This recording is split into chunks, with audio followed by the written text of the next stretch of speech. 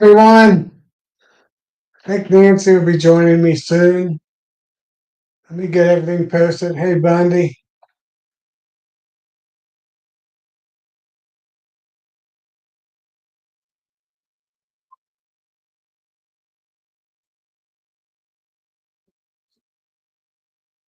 Yeah, give me a second.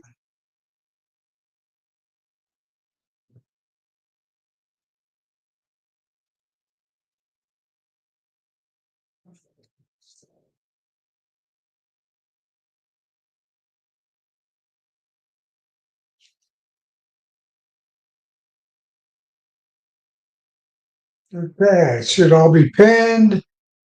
Perfect. So Nancy's going to be late. Um, she's going to be on later on, she told me. Oops, don't want to hit that button. So it's going to be me unless somebody wants to join me. Hmm, it's like double posting my comments. That's weird.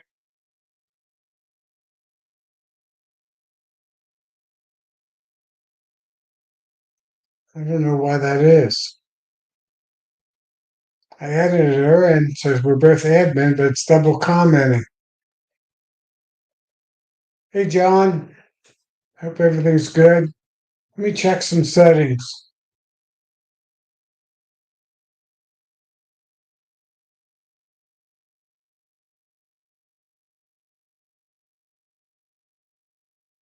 Hmm.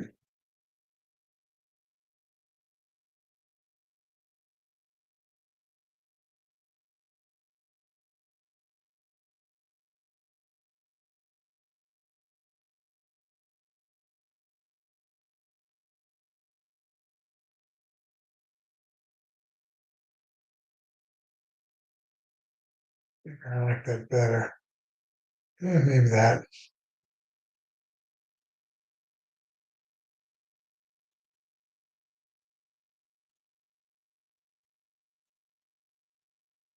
Okay.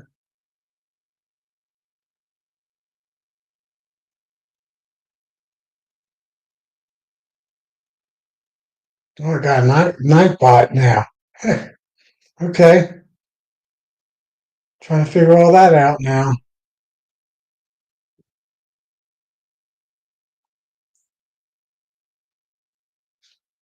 All right. Now, yeah, I got Nancy here.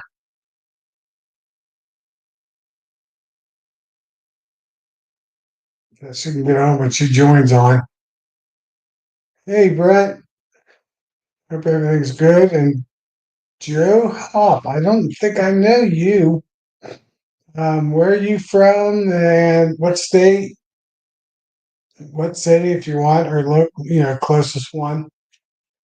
So I don't know if you've been on before or not. Damn, I didn't recognize you. Hey, Grayson. Hope all's good. Gonna be a little bit Charlie, but I'm like popcorn now. I'll talk about a subject in a little bit. Let people get on.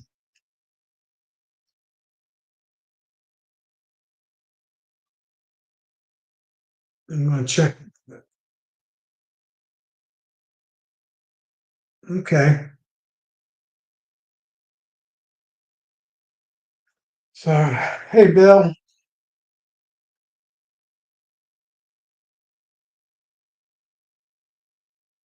No, Brian. I'm talking about that Joe Hall. And Brent, I don't know where you're from either. So I'm trying to get a little bit more documentation. My leg just tipped over. That's all right. Didn't hurt anything. Oh, Kentucky, Vine Grove. Vine Grove, Kentucky. I don't know that town.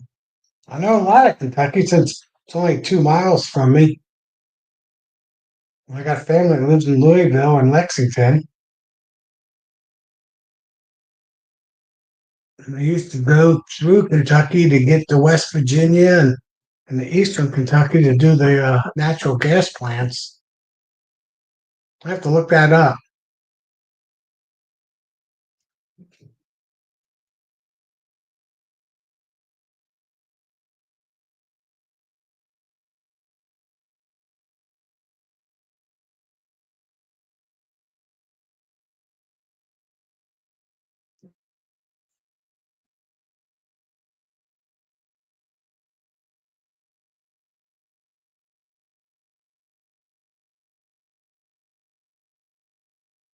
Okay, just below Louisville.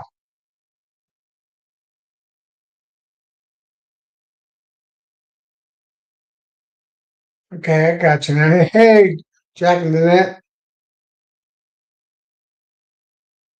Waco, Texas. Okay, you're down in the South. So today won't conversation won't cover you little. I mean, it will some, but you'll be on a slightly exaggerated schedule. So I want to talk about what we do now during midsummer to get ready for the late fall winter setup. Yeah, south of Brandenburg. Gotcha. Yeah, probably driven right through that area in the past. I used to work a lot.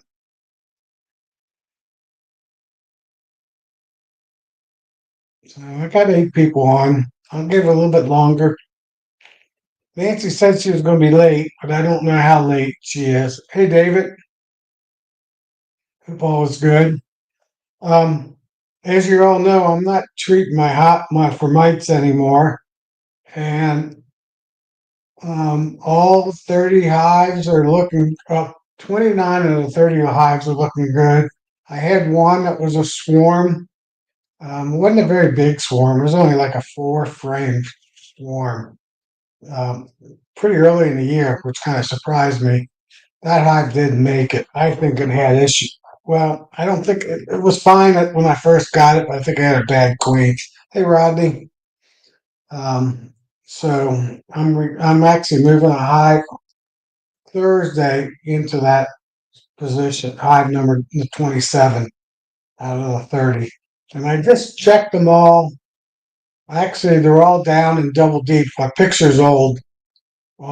Every box that you see in my background is down to double deep, and that's it. And I did a spot check on every one of them.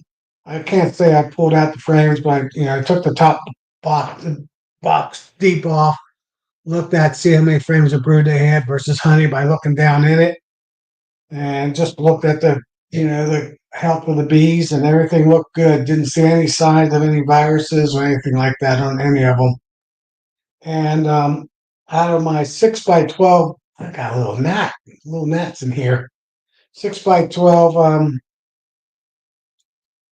mating nukes. I'm going over winter in. Um, I got 10 out of those 12. So Thursday, well, last week, I think it was the 8th. No, it was the 4th. On the 4th, I made a split. I went into my horizontal hive that has four. Well, it has three hives in it, three 24 frame hives, 12 over 12. And that's the one the third one out of the four is the one that was bad. So I took the other three are my Amish swarms I got from my brother. So they're really rocking actually. And I took a frame of eggs of each one of those three and I made a split and a frame of food out of one of the two. I think it was number four. I took a frame out of them, pollen and honey.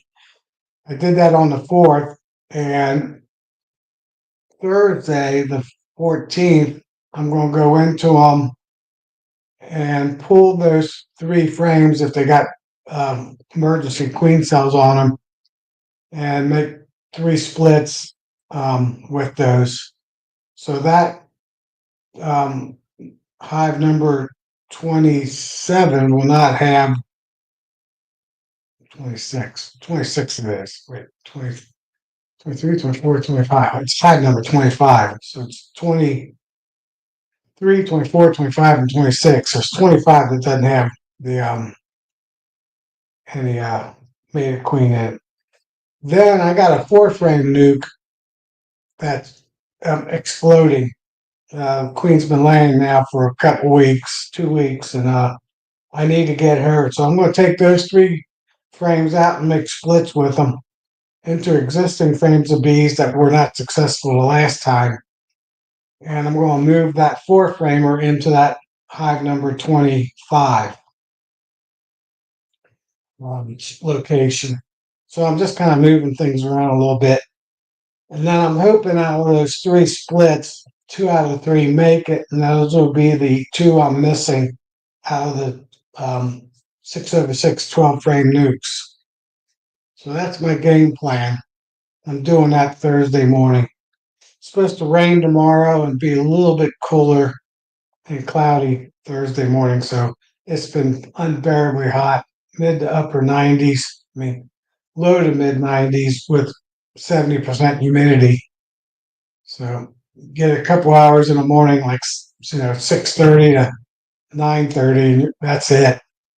It's 80 degrees by then.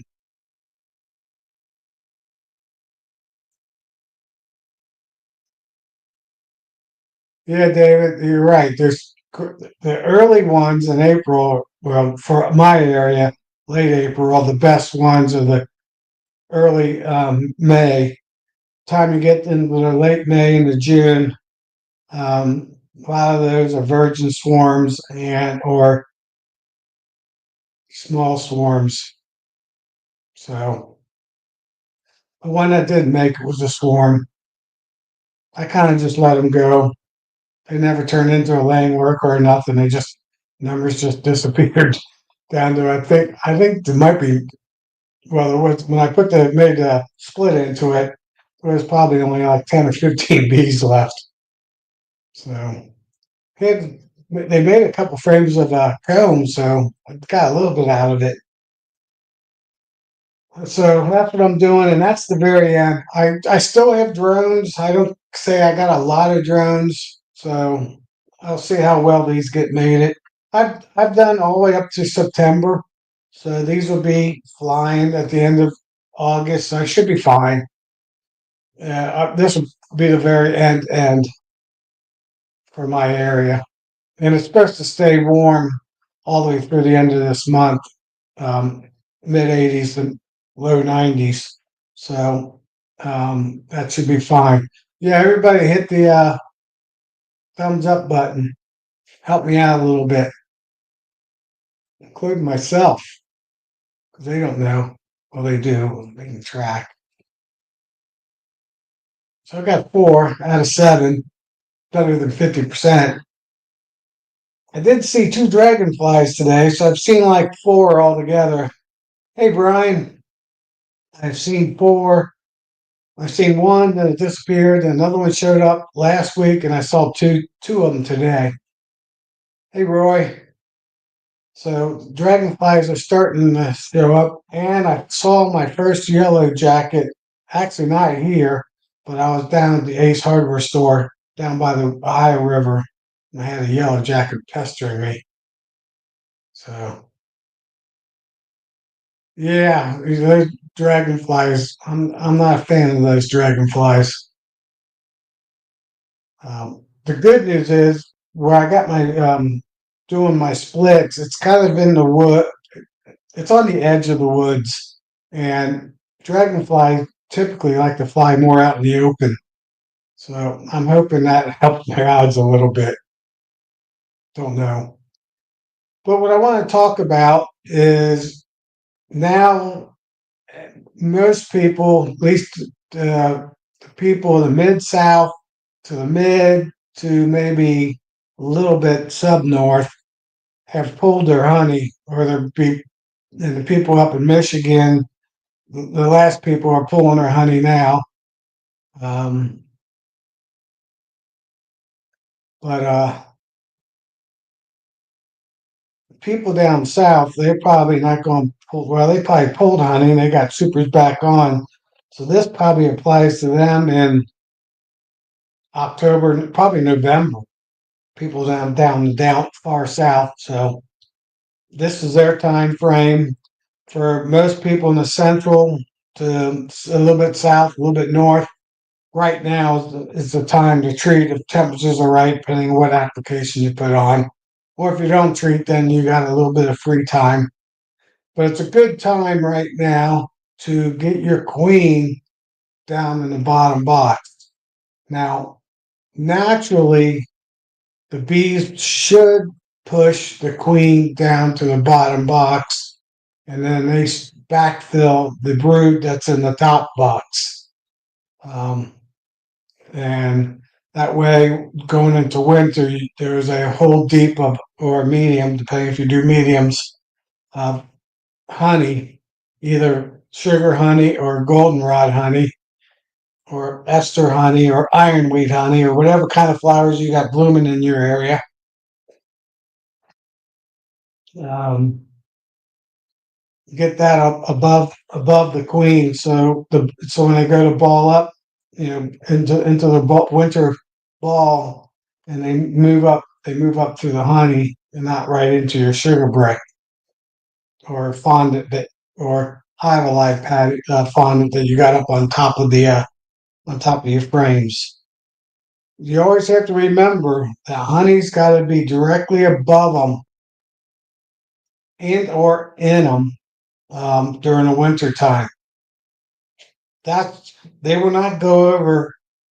You can have honey half inch away from them, quarter inch away from them, eighth of an inch away from them, and they're starved to death. In that all in that February, March, up north it's probably more March. Around where I am, it's February, where we get these 60, 70-degree days, and then we'll have 3 to 4 days where it hardly gets above 35 degrees, 40 degrees. And those bees ball up, and there's honey right next to them, but they're at the top, and there's nowhere for them to go because they only creep um, up into the honey. And I'm talking over a half a day, they might go up 2 to 7 bee spaces up into the honey or sugar brick or whatever they got up above, into it. So, but they won't go sideways or they won't go down either. Um, that's a tough one that a lot of people don't understand. That the honey's got to be touching them on their shoulders basically when they're going up through the winter time and into that late winter, first of springtime. So somebody said they're loaded with dragonflies. Yeah, Bundy. I usually have, I don't know, a dozen, but all the rain this year, I think, have kept the dragonflies down. It's definitely kept the yellow jackets down. Um, and I have not seen a bald-faced hornet yet, and they're usually all over my hives right now. Um, I did start feeding my bees today. Actually, the last few days, I got everyone fed, and all but three of them fed. They're frame feeders, and I don't like opening them up, so I'm thinking about changing them out to some kind of other feeding method. Hey, Randy, Nancy's not on yet.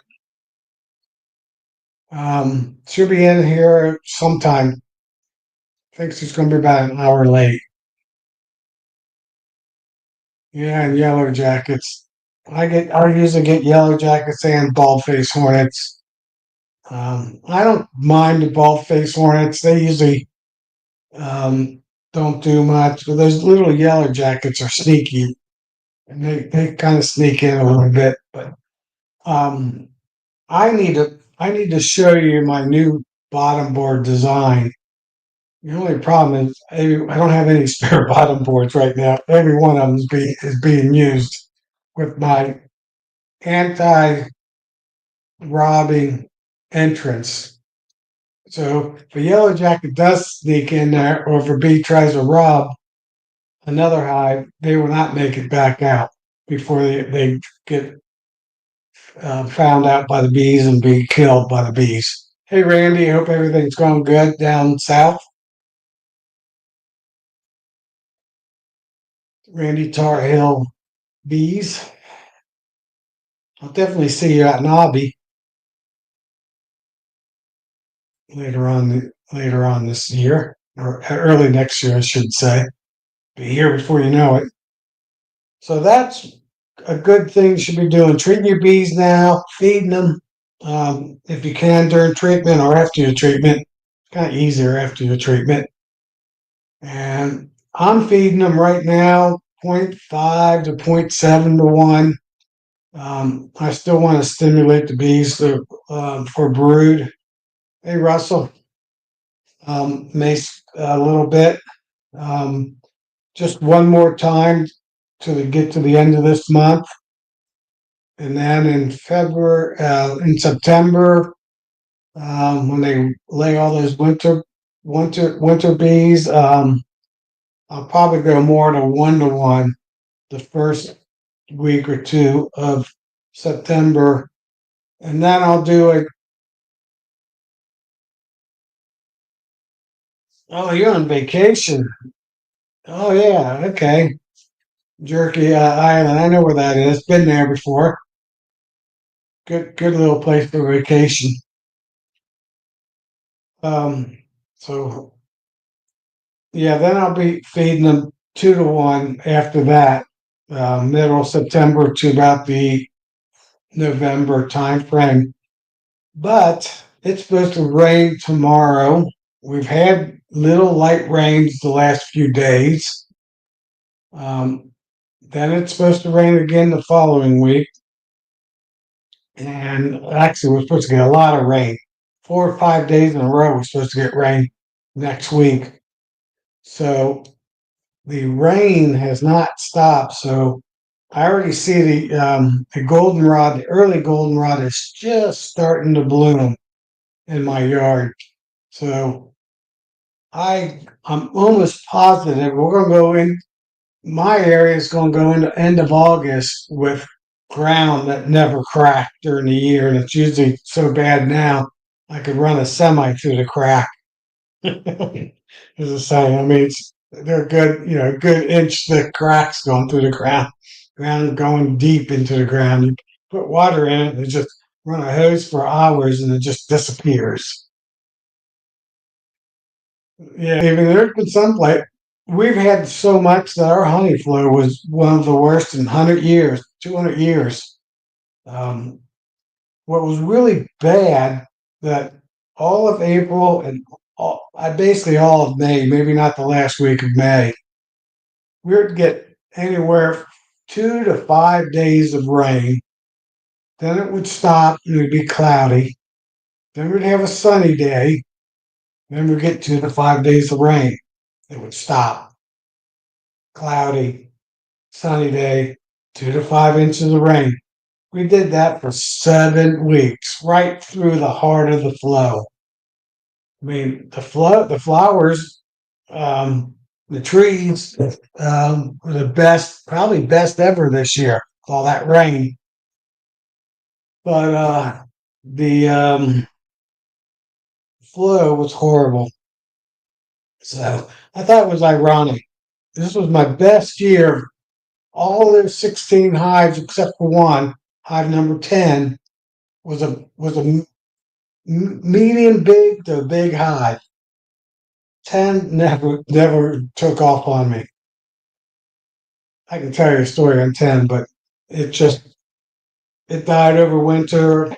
I did a split in it, didn't make it. I tried to split in it, didn't make it. Then I put a queen in there. They superseded her, and they didn't make it. Hey, Sean, Hey Tom, how are you? I'm doing great. Thanks for joining on. Oh, I So just the decided carpet's not here yet. I was just sitting around this building and nobody in the building, so I decided to see what you guys were up to. Yeah. So how's everything up you're up in Michigan, right? Yeah, Lansing, uh, Yeah. down in the So, palm of the mitten state. So it's yeah. raining right now. Raining here. It's the first time it's rained in several weeks. So yeah. Okay. Yeah, all the rain's been going right through the Ohio Valley the whole year. A ton of it. A little bit down through Tennessee, but they got like every other one or every third one. So that they had their honey it was perfect for them. So are you treating your hives now? It was a little cooler a couple weeks ago, so I put on some Format Pro. I only put one pad on per colony though. So, and I'm Okay, treating with some oxalic acid too. So, gotcha. And then yeah, you're gonna start feeding them pretty soon. yeah. They need it. We're just starting in robbing season a little bit, so I'm a little apprehensive to start feeding them yet, but I will. So, yeah. Yeah, I know. Well, I feed with buckets I put on top of the hive, um, and there might be some bees around the bottom of the bucket onto the lid, trying to get in and get anything they can get that might be running out. But that's about it. I started pulling boxes, some of my empty supers, and some that had honey in it last week, and it was like I stepped in the middle of a swarm. All the bees are trying to rob each other out. So, decided that probably wasn't such a good idea. Yeah, you got to put a lid on it. Yeah. So, how are I'm things now. going I in started Ohio? doing this last year, and I really did it this year. I got a fume board, and I put it down, fume board up, and I put Be Quick in it or whatever I got. Then I stacked my supers on top of that, and then I just put a board on top of my last super that I stacked. And it's the first 3 or 4. You don't have to put anything on there because they can't stand that smell. As soon as they try to land, they go right back up. Mm, yeah. So it works pretty good until you get up to about the fourth, fourth or fifth box. Okay. And this year I had a couple. I have 7 of them. So I went after the fourth one. I put a fume board on again and stacked up a few more boxes. So I had a pretty tall stack, but it kept the bees never went in them. They were flying up above it, but they never would go down. So it works pretty good. All the Hey honey I've Dan, gotten this, all the honey I've gotten this year has been basswood honey. It's got a minty flavor to it, and I hate mint. So, huh? Where do you get that from? What trees? bees pollinate a basswood tree. It's in the linden family, Oh yeah, and yeah, so yeah. it gives Aspen trees. yep, it gives it a minty flavor. So, We have a lot of. I got a lot of basswood by me, but I haven't noticed it. I don't think there's enough to affect it much with all the other honey. Hey, Mike T, who are we up to? 16 people. All right, not too bad. We should get a little bit more. It's early. It's only 7:30. I So hope I'm not messing yeah, this up. I'm trying to join StreamYard in the chat, so I don't know if it's what I've done. I hope I haven't messed this up. I can hear you, but you're not. Your picture is frozen. Okay. All right. Let me. Yep, I'm you just moved. Did I? Maybe you were frozen. Okay. I don't know what I did, but anyway, my back. Yep, I see myself.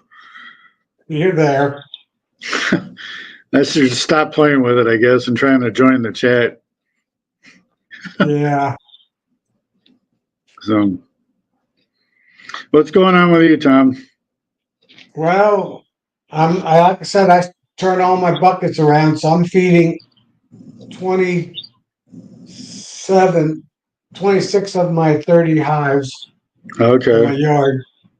Three of them are frame feeders, and I have to pull the lid off and all that and fill up the frames. And I didn't feel like putting my suit on it when it's 90 degrees out. Okay. Nasty bug. It's in my room. It keeps landing on me.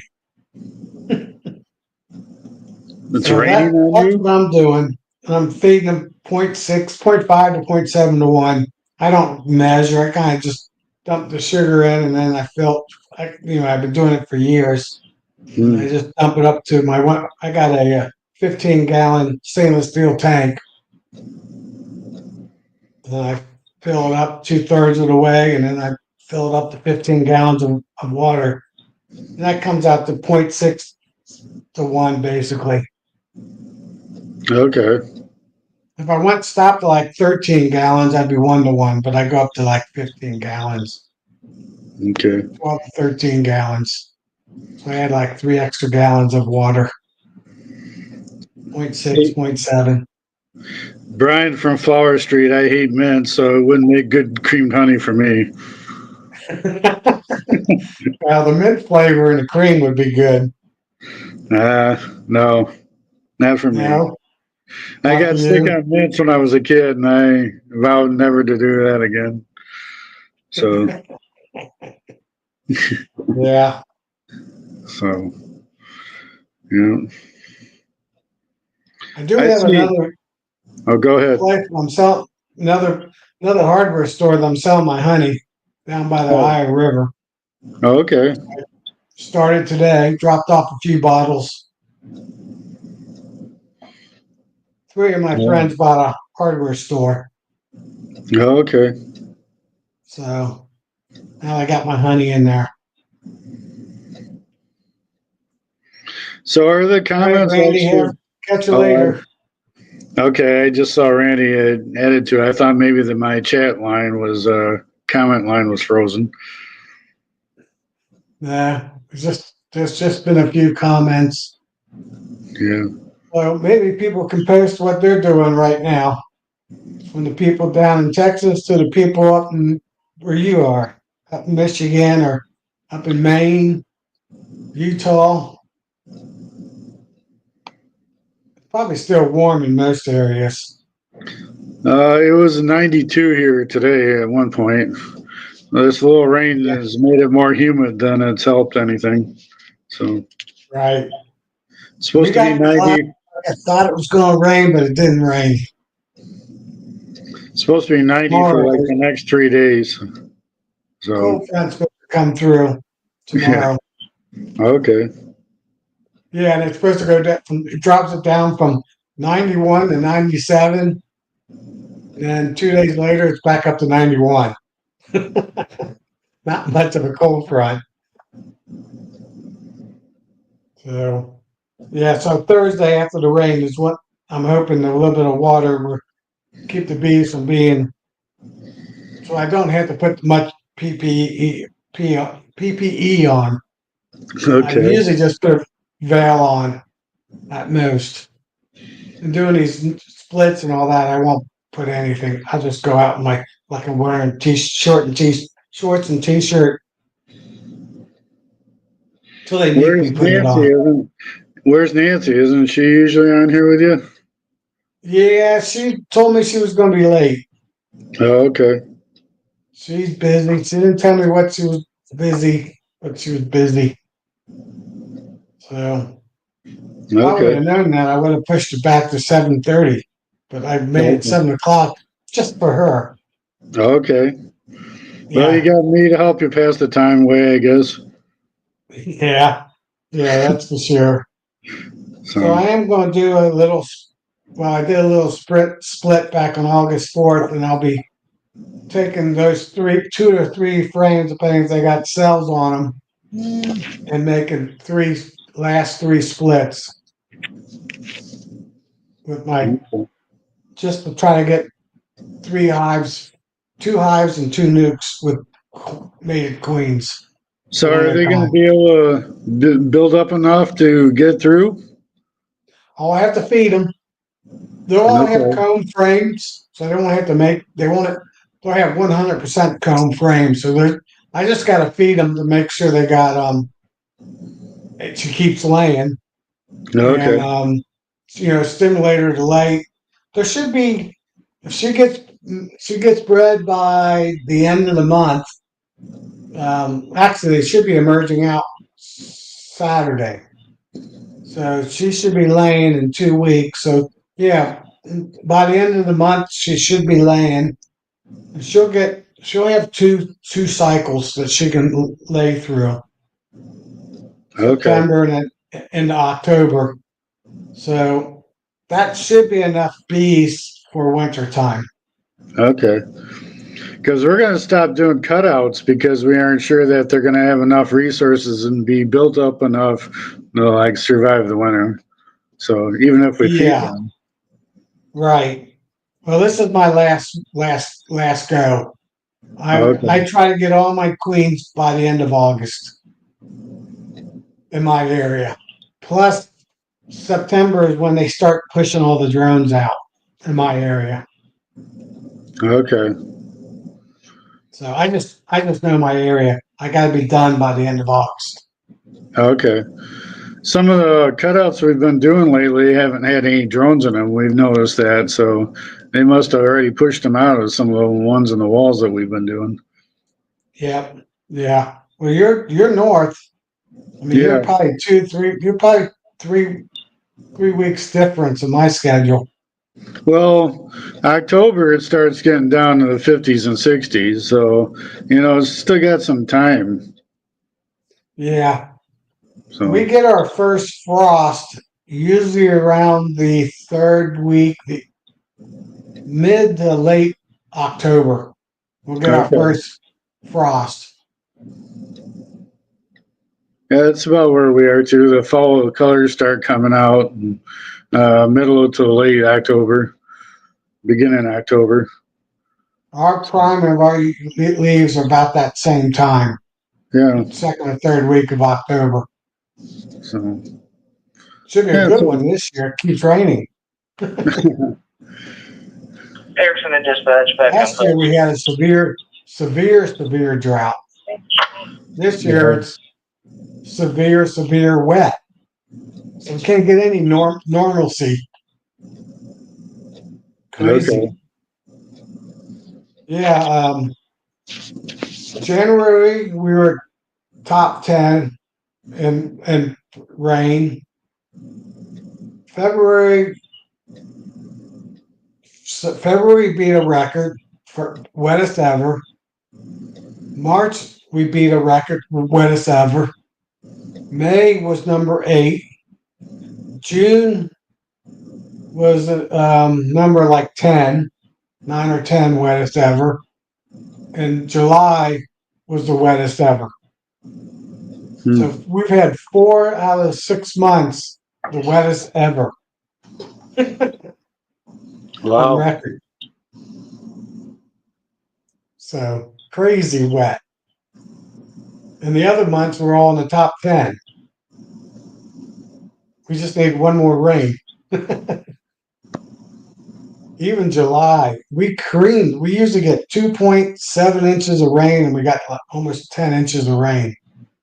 hmm. So we just didn't go over a little bit. We 4 times it, 5 times it amount of rain. Okay,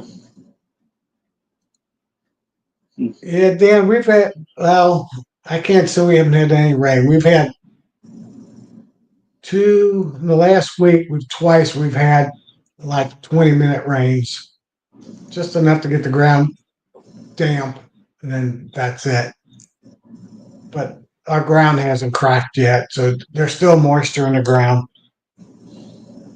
But okay, it's starting to dry up now in my area. But like I said, tomorrow it's supposed to rain, and then next week, Tuesday night, Wednesday, Thursday, Friday, Saturday, I think it's all high chances of rain next week. 3 or 4, like 4 days. I have to look at the forecast again.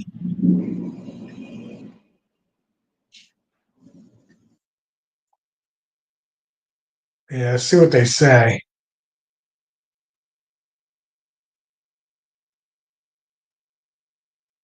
Yeah, they got rain, 3 days of rain, then 4 days of sun and 3 days of rain. So 6 of the next 10 days is a chance of rain. We're going to get some rain today, and then it's going to be back in the 90s by the weekend again. So. And we're going to stay hot. Like we'll get down in the mid upper 80s for a couple days and then hot. And I just heard yesterday we're supposed to stay hot all the way through August. Wow. So, yeah. So, So summer's do you not have a needed. winner with singles or doubles? This year, in the past 3 years, I've done 70% singles and maybe 30% doubles. Some hives were so big still that I kept them in doubles. Oops, I lost you. But this year, my goal is to have every hive in doubles. And like I said, I plan on having my queen down here, honey up here, then up here will be a 1.5 inch shim on top of my double. I like to do sugar bricks with a little bit of hive alive in, just a little bit of hive alive in it, just to help their guts out a little bit for winter time.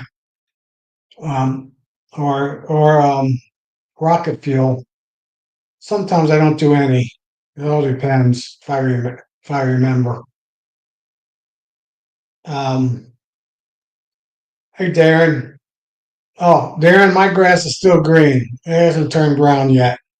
Clover is still growing like mad. I'm looking at it right now. In fact, I probably need to cut it. I'll cut it. It's supposed to rain tomorrow. I'll wait till the next week's rain. And the day before it's supposed to rain, I'll cut it. And it'll come up blooming again to get me through the end of September. So I should have clover in the first week of September at least. And he said this, the weatherman said the pattern hasn't changed, so we probably get week 1 to 2 days of rain each week.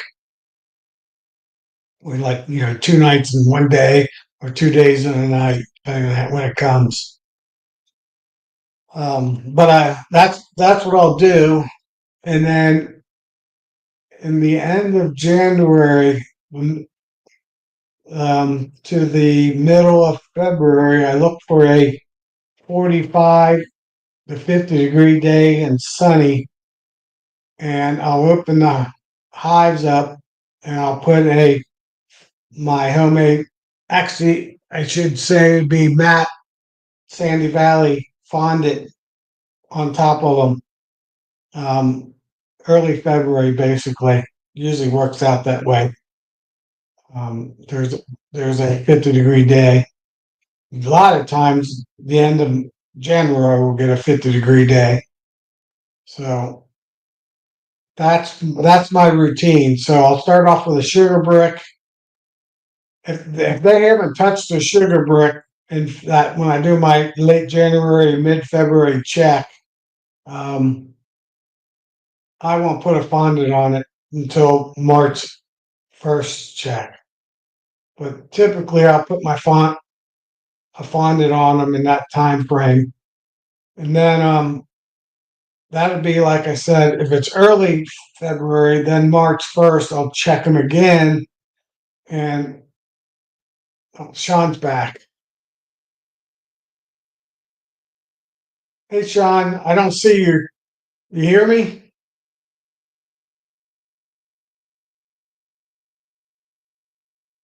You're not showing up. Darren, Nancy's late. She'll be here. I don't know when. I think around 8 o'clock, 15 minutes. But I'm not sure.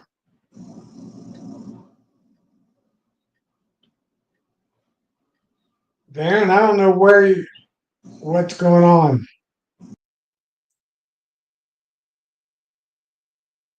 I added you. Let me, if you can hear me, I'm going to remove you and then try again.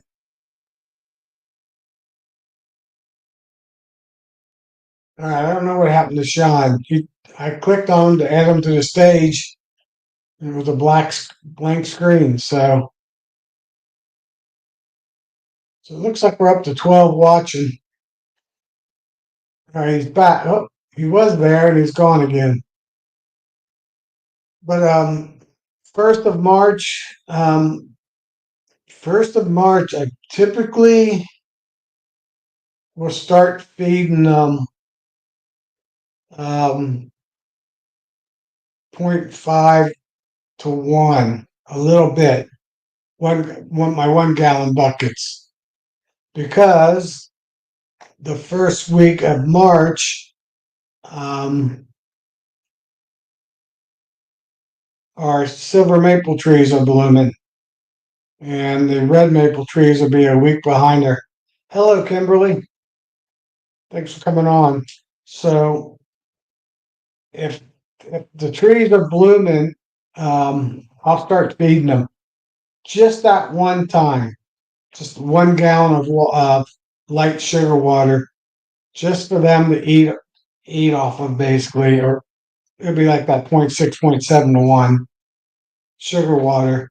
Just keep her laying, especially on those cold days that we still get in March. And that should get me, 2 or 3 weeks. They won't take it down real fast at that time because the hives aren't huge yet. They're getting there. And there should be a little bit of sugar left on them, and I'll be feeding them. And I just feed them that one time, and that's it.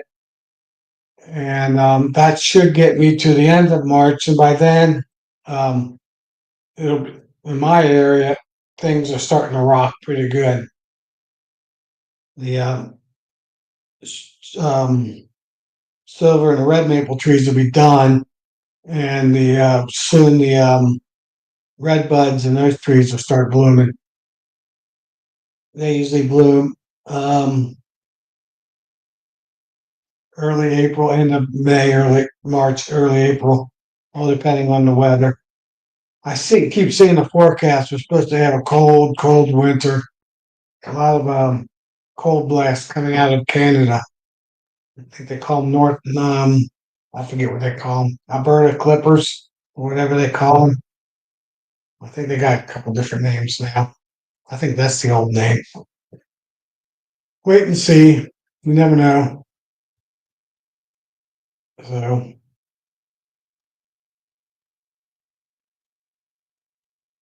that's my typical overwintering scheme. So now, I used to do singles just because it was easy. Um, I wouldn't say it's easier. I had more boxes to store, um, but I like the idea of letting them go through the honey first, and hopefully they don't even touch the sugar brick by February 1st. And then I can just not even have to put fondant on them. I'm trying to make my beekeeping easier. So I'm going to do them in doubles. But I am making sure the queen's down the bottom box. So it's going to be like a single going into winter with honey above them.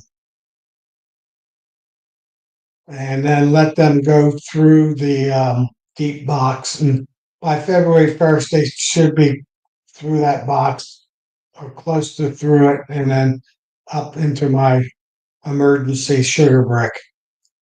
And I'll leave those bricks on to the basically the end of March. And then April 1st, I'm grafting. I'm pulling Actually by April 1st, I'm pulling, Sean, you keep popping in and out. Here we go. All You're right. back. Yeah. I ended up trying to get back into YouTube and the StreamYard, and I ended up on Nancy's standby. So, yeah. Is Nancy? Oh, okay. Is Nancy on? It says Nancy Standby Studio, so I don't know. I don't see Nancy yet. She's got a whole chat group See, following. she should pop up in my box down here to add her to the stage. I don't know. It showed a whole chat group and it showed her StreamYard, so I got her with admin rights with mine. Yeah, okay. I don't know. That's weird. So what could continue what I'm saying. By April 1st, the sugar bricks are coming off, the shims are coming off, and one super is going on the highs. And if it's a big high that's already built up, might be two supers. Basically, the 1st of April, plus or minus a week in my area, depending on how things are, how long winter stayed before spring starts, and how cold spring is at the beginning. do you have the extreme temperature fluctuations where it'll go from like 30 to 50 and the bees break cluster and then they go back into may or may not go in cluster? Yeah, Sean. Some years I'll have all the way through the whole winter. I'll have 6 or 7 50-degree flying days. How do you deal Yeah, with that? well, I feed them early in the spring, like I was just talking about. It's not a clustering issue like people think it is. It's a flying issue. Winter bees' wings are no different than worker bee wings. So worker bees can only fly for 2 weeks when they're flying a whole lot, and their wings are deteriorated, and they die because their wings are deteriorated. They don't make it back to the hive. Winter bees are the same way. So when we have these 50-degree days and they're out flying looking for food, they come back, their wings are getting torn up. And if we have January and no, December, January and February, we get 14 to 16 days of flying. Those winter bees are dying because they're not making it back to the box because they're out as worker bees trying to get first nectars.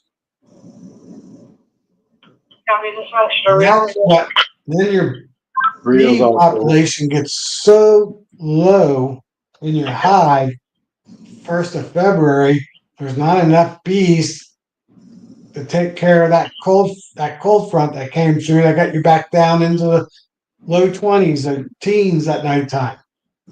And that bees die. 4 frames of bees, 3 frames of bees, because there's not enough of them. And that's because they flew too much during the winter time. And that is a problem. That's one reason I'm trying to get a brood cycle all the way into October. I want my hives to be medium to medium big going into winter. So if we do have a flying warm winter, hopefully I still have a small to medium cluster of bees 1st of February. That's my game. That's why I'm feeding them now, just to keep that. I don't want them backfilling her area yet. To try to deal with that, I usually put my sugar on like the end of October. So then the bees know it's there, and I put it right over the center frames. Now I'll put 5 pounds of sugar on them to try to deal with that problem, but I still lose bees because they're out trying to fly around when it's 45, 50 degrees for 3 days, and then it gets back down to 30 degrees, and I start losing my Yeah, bees. you can have all the food you want, Sean, and they'll still fly. Well, Right, they'll do their cleansing flight and then keep on going. right. Yeah. So I'm So trying to find a I don't. solution to how to deal with it.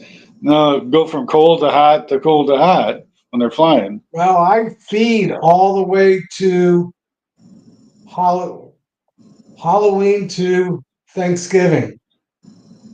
I hear people say it gets down to 30 degrees, it freezes. I don't care if it freezes. It's not. They're not going to get any when it's frozen. When it thaws out and warms out, then they'll be able to get to the sugar water again. So do you even have feed then? What's You that? use frame feeders or what then? I have bucket feeders. You see in back my background. I feed with buckets, and I'll feed them till if as long as we're getting 50 to 60 degrees during the daytime. I feed them, and lately that gets me to into the middle of November. Then I'll flip the buckets around with the sugar water still in them because it won't go bad because it's getting cold. Plus, I have a little bit of vinegar in it to keep it from going bad. And I'll put my shims on then and put my sugar bricks on then. I'll feed as long as I can during that October into November. I want them to be. I want her to be laying in. I want her to have brood into December before it gets cold, cold. Have all those young bees. That way, those bees don't, the first 3 weeks, they don't fly that much. So that gets me all the way, to March, basically, where those bees now become flying bees. So I'm hoping to overwinter with more winter nurse bees versus winter forager bees. I want young winter bees versus older winter bees. That's my theory. Okay. So I think 2 years ago I fed all the way to Christmas because it was warm all the way to Christmas. Right. I think it was 2 years ago. Last year we got cold right around middle of November, third week of November, right around hunting season. It got cold, and I knew it was getting cold, and I did it. I think the first week of November is when I changed everything. It put the shims in, put the bricks in. So that's why I started feeding at the end of. I put my sugar on top of the frames in the end of October, and I've also been putting after like December. I've been putting the high life fondant on it, and I found that they like the high life fondant better than the sugar. They'll pass that sugar Yeah, right up. yeah, yeah. Any fondant that even homemade fondant, they love that fondant. That inverted sugar they like better than regular sugar. That high life fondant, they go through that in about a month inside my Yeah, hives in the winter. yeah, they're not thick enough. They need to be twice as thick. That's my opinion. Yeah. If I made them, Yeah. they'd be twice as thick. Twice as thick, but not twice the price. Well, yeah, but don't have to put two of them on. You put it on once and you forget about it. You don't have to worry about it running out. If I Yeah. make my fondant, it'll be 3/4 to an inch thick. Okay. That's why I put 5 pounds of just plain sugar on there and it hardens up with the moisture out of the hive. So it really solves two problems. So, Yeah, but I'll sprinkle some Apis biologics in my fondant when I put it on in the springtime, so that their health get a little bit of health stuff in them. yeah. That's why I've been buying the global patties from Navi. It's got the 8% off. Control to Right. dispatch, hey, go all I did clear. that 2 years ago, and Matt gave me 2 pounds of his fondant last year at Naldi, and the bees loved it. So I got his. He gave me his recipe. In fact, I got it right here in front of me because I'll be making it here in a couple months, probably October, getting it ready, and get so I can put that on. So that's my game plan. My more of my game plan. I'm not doing singles anymore. I used to do all singles, mostly up to last year. I did 50-50, and my losses were probably split between the singles and the deeps. I didn't see that much difference, but I didn't feed last year very much because I had my knee replacement. So that was an off year for me. And then we got a drought, so it was double whammy. Couldn't feed them. I should have called somebody up and asked them to help me, but I was in too much. I was in too much pain. I wasn't thinking like what I need to do for the bees until it was too late. You must have had some of the good stuff you're taking then. Well, it would just hurt. I mean, first 2 weeks through October, it was painful. Yeah. Yeah. Yeah. So your knee's working right now then? Oh yeah, it's 98%. I mean, this week I moved 8 tons of aggregated blacktop, shovel and wagon, and yeah, it ached a little bit after the second day, but that was it. But my whole body ached, Yeah. so it might have ached a little bit more. But and I'm still finding out. I'm using some building muscles around my knee that I'm still building this summer. So Hmm. and then they ache because I overdid them. That's what I actually when I did all that shoveling, my calf muscles ached a little bit because I was really using them. Hmm. That aggravates my knee a little bit, but it's good. I mean, I'm so glad I did it. In fact, I wish I would have done it like 4 years ago, 3 to 4 years ago. So the doctor I told heard. me Go ahead. he told me I need to get a knee replacement 8 to 10 years after he did it. He scoped it, and I did it at the 11th year. Hmm. So I was bone to bone for a little over a year. I herniated a disc in my back at 32, and I tore my meniscus and my ACL about 5 years ago. Had to have that repaired. So, Well, that's what I did 11 years ago. Tore my meniscus, and I didn't rip it. I tore it halfway down, and they carved it out, kind of, so it was real thin, and then it wore out. Yeah, I should have done it like when I was at my eighth or ninth year when I got down to the bone versus my bone rubbing. So that would have been like year nine. So 2 years ago, 3 years ago, I should have had it done. But it's done now. The only good thing is that I'm waiting a little bit. Is the doctor said that I should get 25 years on my knee, maybe even longer, since I'll be up in my 70s by then, and I'll be in my 80s, but I won't be doing that much on my knee. Now, if I would have done it earlier, I'd be in my 80s and my knees would be worn out. So I should be good. That would get me up to. I did it when I was 63. I had 20. That'd be 80. Yeah, 88 years old. 25 years. So I shouldn't have to worry about it.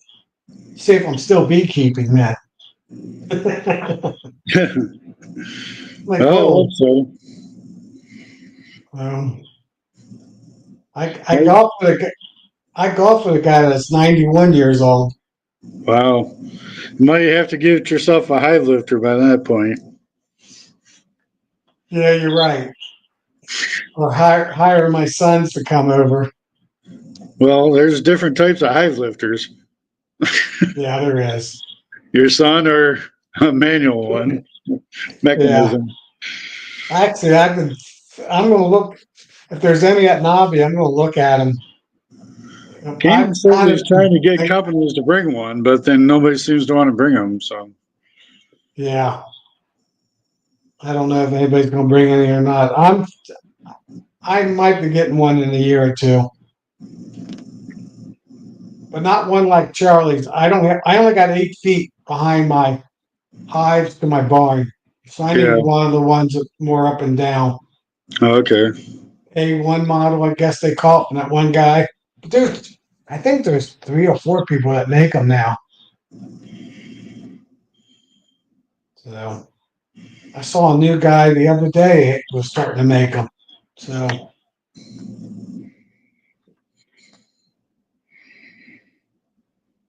yeah, I won't be. Dan, I agree with you 100%. I will not. This is fact. This was my last time shoveling aggregate or dirt or gravel by hand. I'm actually looking to buy a loader right now too, a used one. So I'm getting a loader with a mower, belly mower on it. I've been looking around, trying to keep it under 10 grand or less. There was a perfect one that popped up the day I was leaving to go on vacation. It's like, and it was only half an hour drive into Indiana from me. It's like, oh, it was nice and close and everything. And it was gone. So when it says Dan Weaver's on stage, what does that mean exactly on there? I don't see him on stage. In my comments, it says under highlights, it says on stage, and it's lit up in blue. This comment. Oh, I got it lit up. That means I'm showing it. Oh, okay. Yeah, that's all that is. Oops. Okay. Yeah, so I don't plan to shovel anymore. I don't plan to buy dirt and gravel anymore. But I will. Seems like I always did. Hey, Collector Rick in DC, I saw you on there before. I was in my thought and I wanted to finish it. So yeah, I can, since I'm the administrator, I can post people's comments. Yeah, I just thought maybe he was trying to get back on the camera or on the screen. Nah. I So don't do this enough to be good at it, so I just take up space on here. right. So yeah, I'm buying a loader and I'm redoing my kitchen and my first floor of my house. So those 2 projects are coming first. Then I might look at a lift, and that'd probably be next year. Well, 27. I'll be probably doing my kitchen next year. The year after that, I'll probably get a lift. But right now, I can still pick up those 85-pound boxes and stack them up to high. So I don't need one yet. Let's see how long I make it. I was messing with deep honey supers this year, or deep supers, and I let them fill up with honey. That was about all I wanted to do, lift them about shoulder high, about 6 feet up. So yeah. Well, in fact, Sean, that's now I knew I had a reason. The biggest reason why I'm not going single management anymore, brood management, because the next box was my deep. yeah, I had a queen excluder on it, and I had a deep full of honey. That was heavy. So right. now I'm going to go back to double deeps, and I'll put my supers on top of that. So I only will be only picking up supers now on. It doesn't feel too good when you drop one on your foot either. I can testify to that. I've never done that. I've dropped a frame on my foot full of honey, and that wasn't good either because I got gravel behind my um, hives, and all the little rocks and all the rocks stuck to the busted through the wax and stuck to the frame. I think I had 15 rocks on it. I had to pull out. Yeah. The honey was dripping all over the place.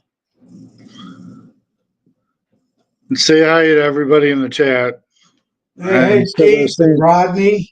Instead of saying hi to everybody, and each individual, just say hi as a generic hi. Yeah, I try to say each name.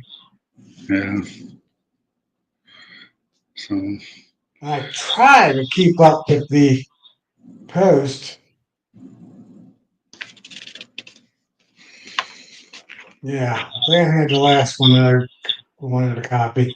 Yeah, my son, that was a funny day. I went through and pulled 8 boxes, supers of hives with supers on it, 1 super each or 2, on 8 hives that morning. I started, I think, at 8 o'clock in the morning. I was done by 10. And I actually had them, pulled, and I had most of the frames already spun. It was 10 or 10:30. And then my son called me, Dad, you want 7 or 8 tons of egg graded blacktop for your low spot on my turnaround? I said, yeah.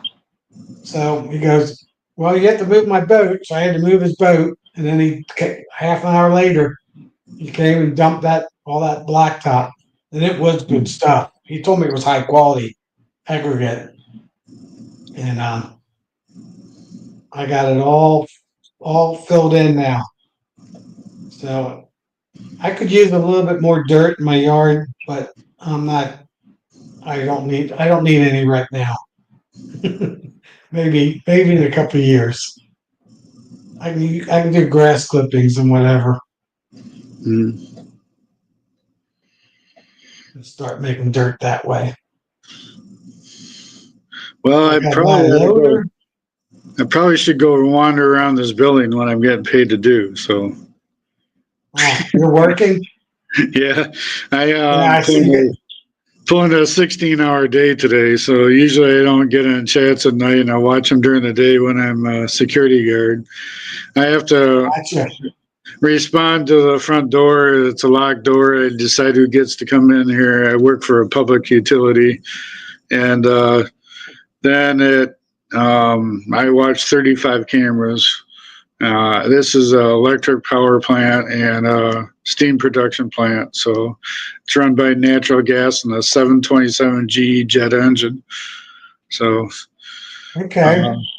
I'm security for that, and I'm pulling a 16-hour day today. So wow. And I'll be back get out of here at 11 tonight and be back at 7 a.m. tomorrow again. So another 16 or no, it's a 8-hour day tomorrow. But okay. I fill in once in a while. And the second shift of today will be a time and a half, so I don't mind picking up a little overtime once in a while. And I'm going to talk bees a little bit. Yeah, I sit on a chat group. So thanks for coming on. Hopefully Nancy shows up soon. I got on Ricky's a little while last week, so talked to him a little bit. So right, I was in the chat in the comment section. Yeah, I make my way around once in a while. I don't want to be a total neglect of everybody. So even if I'm not in the chat, I'm usually watching the following day and reading all the comments and whatever I can do. So right. I keep I do my Tuesday now since Bob doesn't do it anymore.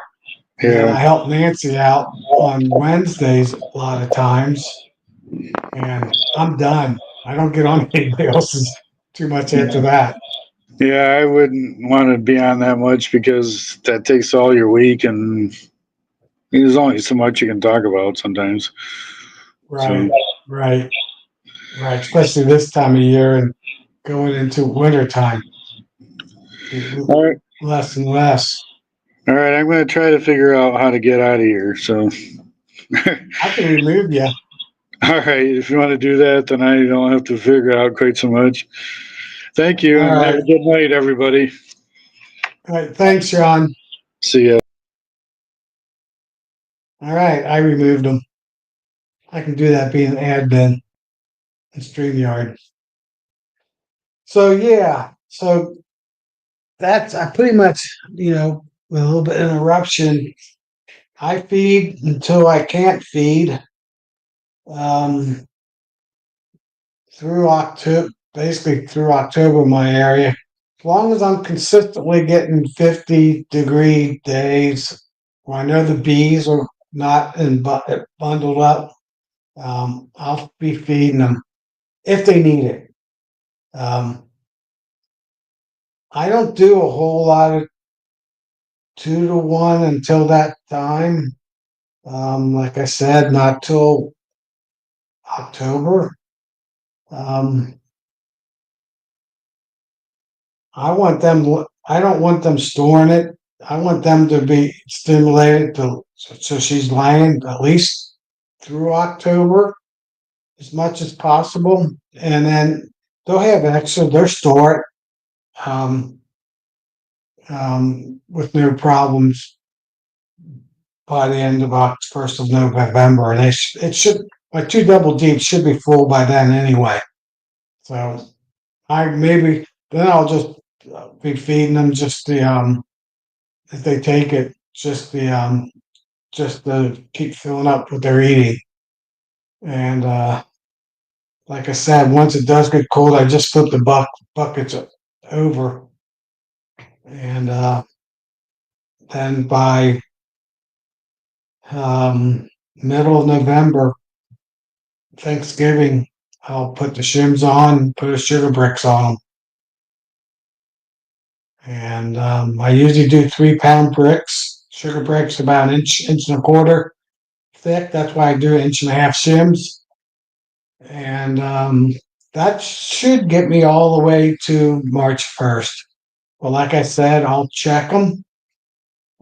First chance I get in February or end of January, like Darren just said. I mean, Sean just said we get these warm days. I'll pop. All I do is pop the lid. I don't go into the hive. I pop the lid, check the sugar, close the lid back up. If I see that they're thin on the sugar brick, I'll mark what hive that is. Actually, I'll turn the brick that's on top. I know it's not for queen, so I know it's for sugar in the winter time. That time of frame, and I'll make then the next 50-degree day. I'll go in there and put another brick on them. If they're out, I'll put a brick on them. I'll open them right back up and put a brick on them, or fondant by that time. So I'm hoping I don't have to use too much fondant, just because I'll have a box full of honey, deep, plus inch and a half, inch and a quarter inch thick sugar brick on top of them. That should be plenty. And I do believe um, we never got into the summer setup, not until now. It's kind of setting up. Usually we get a high pressure that sits right off the east coast of the Carolinas, South Carolina, Florida, and it puts a ring where all the storms go through the Midwest, up through the Great Lakes of Canada, and back down the Northeast. Um, and we'll get one of those set up, and they'll sit there for a month this time of year in July and August, and then another. Then we'll have like 2 of those, and we'll get one rain in between. Hey, Clay, and that hasn't happened this year. We've had a couple high pressures come in that lasted for 2/3 of a week, maybe a week. The one right now, we've only gotten a couple light rains, and it's been 2 weeks, a week and a half with two light rains. Some people have gotten drenched, and I've been a little unlucky in that aspect. Well, like I said, the ground's not cracking, so we don't. I don't need the rain to about now. It would be nice to have a little rain. So the rain tomorrow will be perfect to get everything not to turn brown. Keep everything green. Keep the goldenrod and esters so they have nectar this year versus just pollen. Today I saw dark red, a deep red. I wouldn't say a dark red, a deep red. I saw pale yellow. I should say pale yellow to yellow. And I saw a pale white um, clover coming in today. Hey James, so I saw three different colors of pollen coming in today. I was checking a couple of my four framer that I'm going to be moving Thursday morning. I got my a mentee will be coming with me at 9 o'clock to help me, Antonio. He's been here 3 or 4 times this year, and now I'm going to show him how I do this split, how I'm going to move some bees around. So I'm going to have a helper on Thursday morning, and I think next year he's going to get his first 2 hives. So he was going to do it this year, but he contacted me during the spring, and he's been out here a few times. So he'll be here helping me. So I have a helper, not well, kind of a helper. Maybe I can do some content, do some video, have him do that while he's helping. That'd be so. I might be able to get a good video on it. So yeah, so that's my game plan. And so far, I haven't had to treat my hives, and they're all healthy as can be. In fact, they're the best they've ever been. I really, really do believe all the stuff that beekeepers do, especially the commercial beekeepers, where they move their hives 2 or 3 times a year, plus they treat heavily to kill mites, is too much stress on the bees. And I think them having 30 to 60 to 70 to 90% loss is not any is not is standard. I mean, you're going to ship your bees all over the place, all different environments, all that stress. They have to relearn that location, then hit them with chemicals. Plus, the farmers are putting so much chemicals on their plants these days. It's actually sickening. I don't think the bees, insects, and the mammals have a chance with all the chemicals that's in the ground and in the plants. I've seen studies already from scientists where they've taken lettuce and tomatoes and cucumbers and they're loaded with chemicals, extremely loaded with chemicals. And I know our honey and the pollen is loaded with chemicals, with Roundup and all those chemicals used that everybody uses in their yards and farmers use. So that has to be a huge stress on the bees. And then we're putting more chemicals in there to kill a mite. And everybody know, well, most people know that I'm now using predator mites to take care of the mites. So real soon, in front of my hives here, I'll be laying anywhere from 2 to 6 inches thick ground up tree branches, mulch, all natural mulch. I'm working on my clip chipper right now to get it working. And once I get that fired up in a week or two, it's just been too hot to work on it. I'll get some wood chips, and I'll have that will really help me with the pseudo scorpion mite. They love wood piles. Grass piles mixed in with wood piles works really good too, but all grass is too dense for them. So they need a little bit of cavities in between all the mulch, basically. So I'm going to make the my yard around my hives favoritism favorite be a good breeding ground for pseudoscorpion mite, which is the where they target varroa mite more than any of them.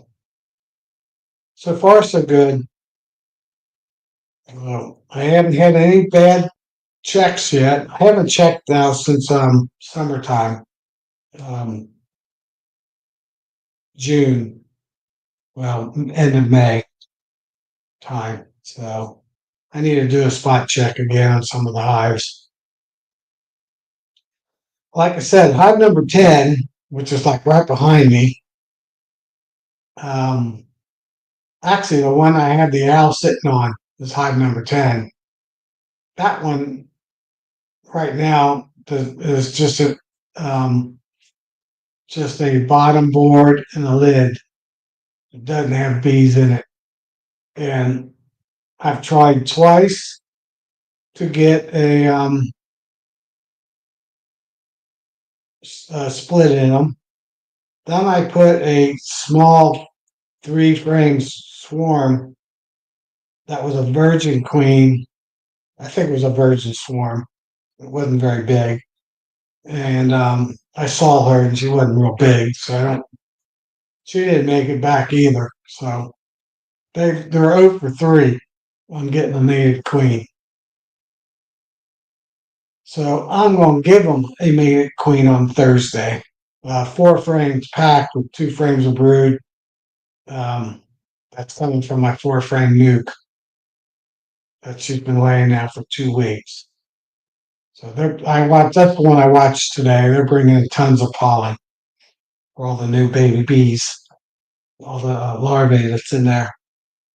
She started laying about 10 days ago, 11 days ago. So it'll be perfect to move her into there. Then I'll feed them a lot. I want to get them at least up to 10 frames of bees by the end of the year. I might even go into hive number 3. And hive number 3 is a monster hive. It's still big. I might go in there a few weeks from now. Once they get settled down, a couple weeks into my moving the hive into 10, I'll shake in a frame of bees into them, and that'll be it.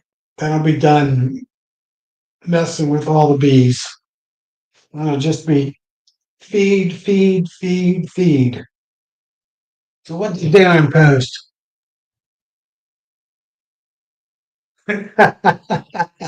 Yeah. I don't. She said she was going to be late. I just didn't know how late. So we'll keep that up there. I haven't seen her yet. I gave her the link yesterday.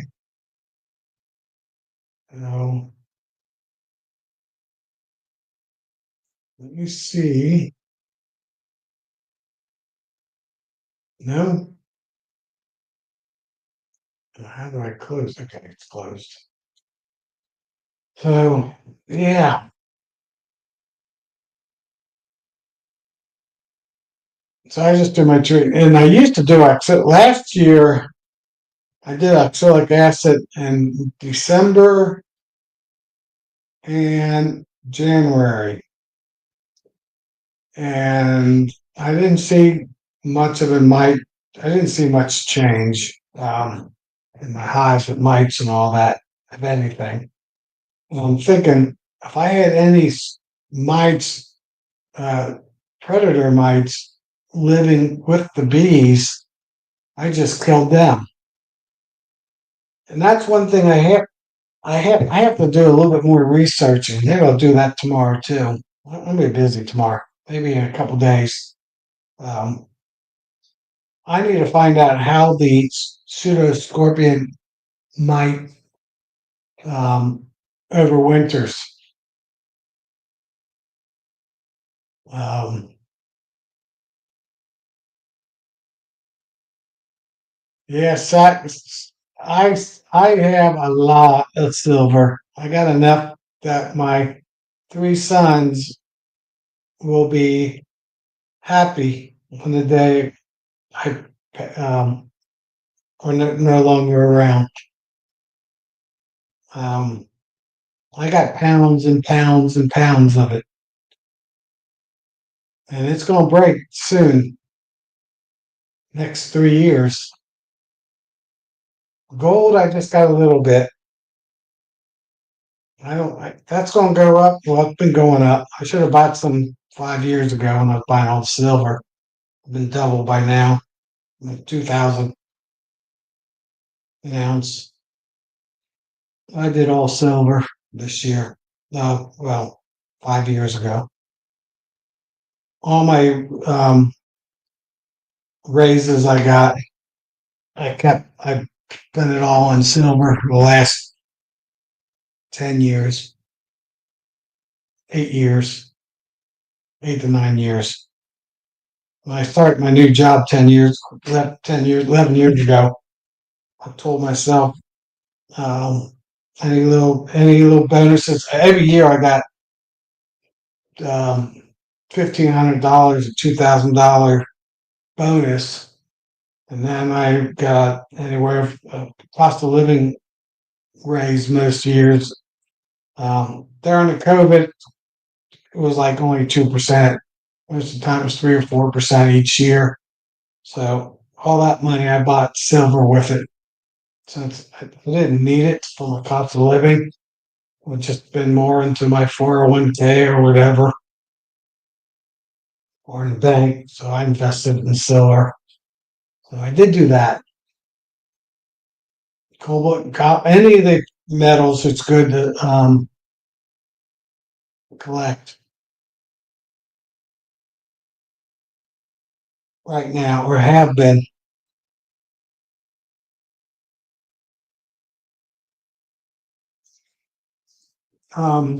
So yeah, so my clover is still green as can be. I still see bees on it. I have one hill that's below my barn on the other side of the barn that slopes to the south, and that clover is still blooming, but it's getting dry. So it'll tomorrow's rain will bounce it back. Like late tonight rain, tomorrow's rain,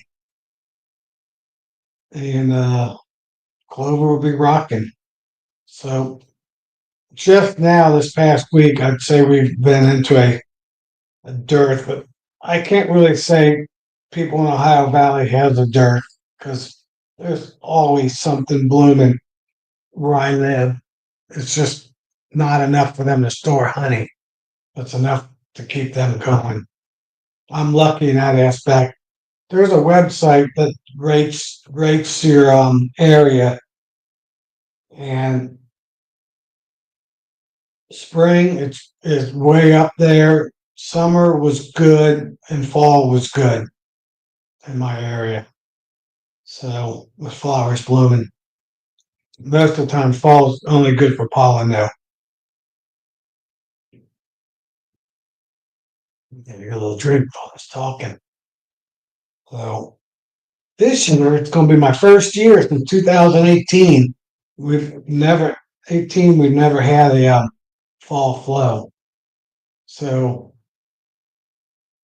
I think this year will be the year. And we've had the spotted lanternfly here now, comes in the news every year, the last 3 years, and I still have not seen one around my neighborhood. I saw two at my brother's farm down in um, southeast Indiana last year, but that was it. Sorry about that. So I don't think I get any of that honeydew honey, or it's very little, not enough to count on it around here. I think I live all within 7 miles of me, farthest 7 miles, are three forests. And there's woods, my woods in my backyard, and the other side of this private driveway, me, they all connect to two of the three forests. And just with a few streets in between, they connect to the other forest. And there's just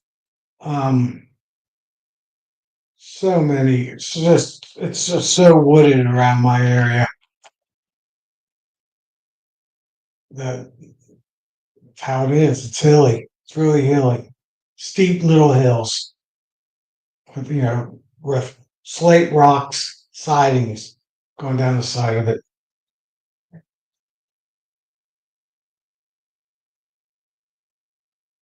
Oh, Kimberly, my goldenrod is just starting to bloom. I have a lot. Well, in fact, my wife asked me today what that yellow flower was blooming, and I said that's goldenrod. It's early goldenrod blooming. And looked at the plants actually today when I was grilling hamburgers. Um, my goldenrod, excuse me, I shouldn't be tired. Hey, Chris, hope everything's going good. Hey, jump on here. You haven't been on in a long, long time. At least I haven't seen you on. Um, I think the goldenrod's going to be really, really, really good this year. And the esters, I see the plants growing. They all should be putting out nectar. Chicory was really, really on along the roads. A lot of um, chicory blooming. But I read a couple of years ago that chicory does not put out much nectar, much of anything, pollen or nectar. It's just a chicory weed, and they got that nice little blue flower. But I guess the flower is pretty small. They just don't put out that much. So I don't think you can count chicory as a nectar flow.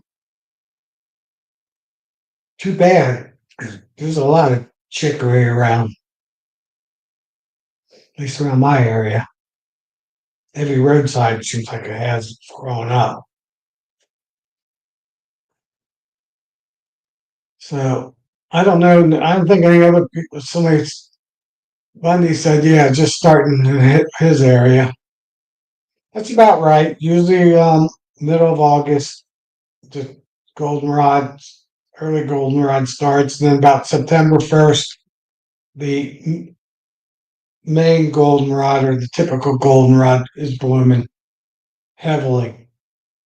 And then the ester, about 2 weeks after that, middle of September, will bloom until a hard, hard freeze.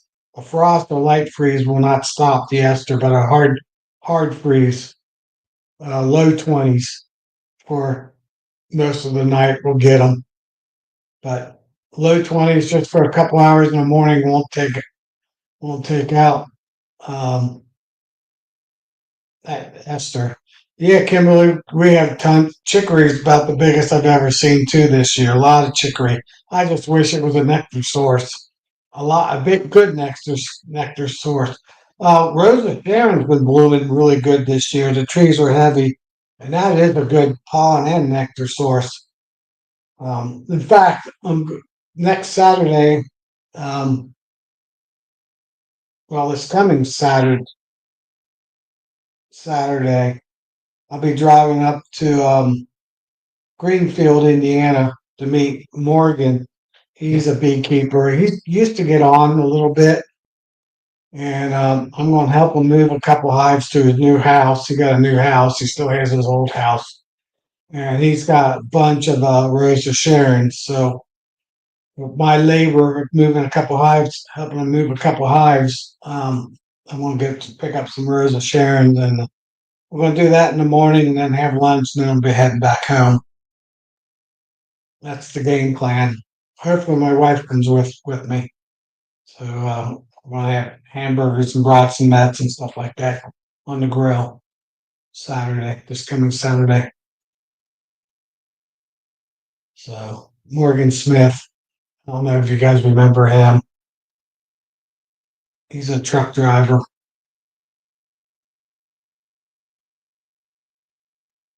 Yeah, I think you're right, Kimberly. And I got a little bit of yellow, not goldenrod, a short plant that's blooming yellow. I don't even know what it is. Well, I know it's good. The leaves are good to use in salads, but I don't know the name of the plant. I don't really spray my yard anymore either because I don't want to kill the worms. I don't want to kill the beneficial insects on my property. So that's another thing I don't do either. I haven't sprayed in 8 years, 6, 7, 8 years. It's been a long time since I sprayed my yard, especially with a bug kill. I probably haven't. The only thing I do is go around my foundation with an ant killer to keep the spiders and ants getting into the house. That's all I do. It's right around the base of the foundation of the house. I do have a foundation on my house. Back, I live in a ranch house, 3-bedroom ranch, but the basement, 2/3 of the basement is above ground. Only the front and the garage part and the a third of the south side has dirt. It's sloping hill actually fades down. So 60% of it actually is is open to the outside. So it looks like a double 2-story house, but it's actually a ranch. And I got a bedroom and a bathroom down in the basement. So it's not really a basement, it's just a lower level. Cornflower, wing stems blooming. Yeah, wing stem. Yeah, that's another one. It's all blooming. Started to bloom just around my area. Some same thing. So the late summer, fall um, flowers are starting to bloom around my area. I think a lot of people's area. Now, people down south in Texas, that's a whole different story. So you guys have to add another month to that at least, probably maybe 6 weeks. So when ours is done and we're getting a freeze, your fall is just starting. It's actually your winter is your fall, early winter. So the same thing goes for you guys. That's a good time to treat and feed a little bit. Get them through that January, end of January, where it does get cold, even down the south. They might even get snow like they did last year. I don't think that's happening this year. Um, I think there's going to be cold fronts and northeasters. I think northeast is going to get pounded with those northeasters that come up from the south up the east coast. We didn't have any of that last year. Yeah, the thistle is blooming down my area. Field thistle, yeah, thistle. I think is blooming. The white flower or white knot, whatever you want to call it. Yeah, we are blessed to be in the Ohio Valley, except for our winter times are tough because we get so much warm weather. Like, get that Gulf weather, and then we get that Canadian weather every other week. But yeah, flowers. We have flowers most years, all year round. All spring to fall. So yeah, Ohio Valley's good. I think the Tennessee Valley, at least the northern part of it, is really good too, or most of the Tennessee Valley, except for maybe the southern half of it. kind of like where Cayman lives. It's all pretty good. At least, yeah, I'd say central to eastern part of Tennessee. The western part probably getting too, it's too much, gets too much to the Midwest, getting too hot in the summertime.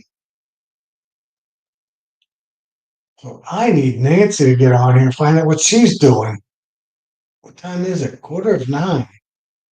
Wow. Well, maybe she's not getting on. I don't know. I don't know what's going on with Nancy. Maybe I shoot her a text.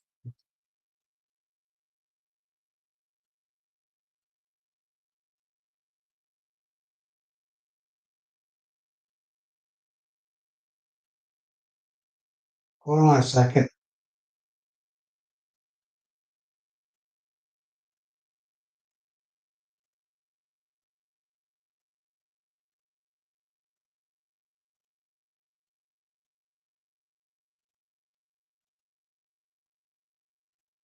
Okay, I just sent her a text. She might have forgot. And I don't think she scheduled anything for tomorrow either. It might be just be the stream team, as far as I know. Let's see if she sees my text. What else did we talk about? Yeah, I don't know why she was going to be late. She didn't tell me. She just told me she was going to be a little late and she'll be jumping on. So, don't know. Don't know. She hasn't responded back yet. I give her a few minutes. So yeah, so I'll be overwintering in doubles with a shim with sugar brick. I used to do mountain with the newspaper, and it seems like half the time some of it was falling down the um, through the entrance of the hive, and they're pulling it out and then dropping it right there. And then when we get a little rain or a little snow, it melts, and then the next day it gets up to 50 degrees. Then the bees come out, and there's bees all over the front of the hives, getting that little bit of a melted sugar. So I stopped that, and I now make um, sugar bricks. 1 cup of water to 10 pounds of sugar, and I mix those together, and I just mix it all together. Then I take those 6x6 or 7x7 by 1 inch. I think they're inch and a half, and I pack that in there. I pound it down with my fist so it's all tight. Get all the little air pockets out of it, and then I do that in October, and we still have plenty of 70-degree days the first 2 weeks of October, and they'll be dry in a week. And I pop them out with the um, aluminum trays, and then I'll make. I think I have enough to make 15 or 18 of them, then I'll make a second batch or a third batch, 3 batches. If it gets too cold and they get to the end, I put them in the. I got a pizza oven warmer that I use for warming my 5-gallon buckets in the winter time when I need to bottle, and if it's crystallized, and I'll just set that like at 150 degrees, and a day to 2 days later, it's all hard, dried up brick of sugar brick. Yeah, Dan, if you wait, but then I got to open the hive up and dump it all in there, and I try not to open my hive up as least amount as possible. That's one reason why I bucket feed, because I don't have to open the hives up. I try not to give my bees any stress. Okay. And I only go in my bees once a year. In that April, 1st of April time, I'll go into every hive verify the queens are good and all that. Um, actually, oh yeah, on my 6x6 and on my horizontal hives, those are all spring or summer solstice queens, and I have 20 of those. 18, 20 of those, 20, oh, 18 this year, maybe 20, and 21. And I'll take the queen out of each one of my production hives, which are behind me, and I'll make a 4-frame split, a nuke with that queen and sell her. And that's the only time I get into that hive, bottom box of that hive. Then I go into my um, 6x6 hives, overwinter hives that are over here, or my horizontal hives that are back there. And I take 4 frames, that queen, which is a new queen, or summer solstice queen of last year, and I'll put her into my production hive. So I just do a 4-frame swap, basically. And usually right around the 1st of April, I'm grafting. And I'll plan that out to be like 1 week after I graft. And I can do that nuke. And then another week later, those queens will be emerging out. And I'll reintroduce virgin queens into my 6x6 hives. And that's how I replace my production queens every year. I use those hives. And then that way, at the end of April, I'm selling my first set of nukes. And then at the end of May, I'm selling my second frame of nukes just out of my 6x6, my 12 6x6 hives. And then I will do that one more time in June on some of them. But that's when I start doing my summer solstice.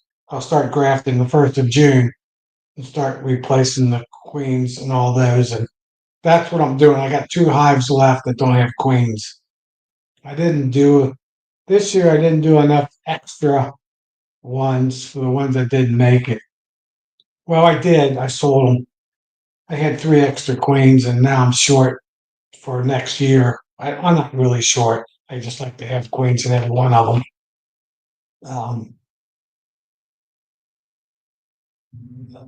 Oh, I hear thunder. Woohoo! Maybe it's going to rain tonight. I just heard some thunder. Gotta check radar. I don't need to check it. It's coming. Um, so that's how I requeen my production hives every year. And then I'll close them, I'll move the queen over from my nukes, my 12-frame nukes, into my production hive. I'll put the deep back on them. I'll put the queen excluder on them. And then I start putting the honey box and medium supers on. And then when I pull the supers off, I'll do a check on the hives. I might pop a frame or pull one frame out, like I said earlier. But mostly I just look down in the bottom box to make sure everything's okay. Look at the health of the bees.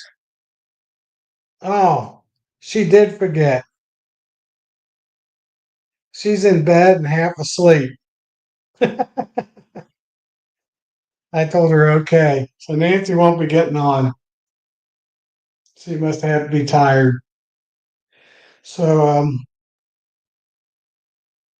yeah, so when I pull the honey back off, I do an inspection.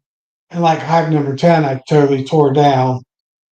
Hive number 3, which is my monster hive, I moved a couple of frames out. That's actually, I used for splits, I used a couple of frames, and it's still back out big again.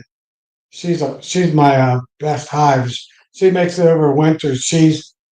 Her and hive 3 and hive number 16 will be my grafting hives next year. That hive number 16 is one of Corey Stevens' VSH queens. And that hive really rocked. Out of the 5, 16 is the best one. 16, 15, 14, 13, and 12. 13's good too, but 16's the best. She's a semi-dark queen too, a lot of lightning, so we're getting a good storm coming. Um, those will be my 2 hives I graphed from as of right now. Hive number 2 is also a candidate, so 3, 16, and 2 I already got documented from my check that I did 2 weeks ago when I pulled the last of the honey off. Um, it's raining. It's already raining. Woohoo! So the rain came early.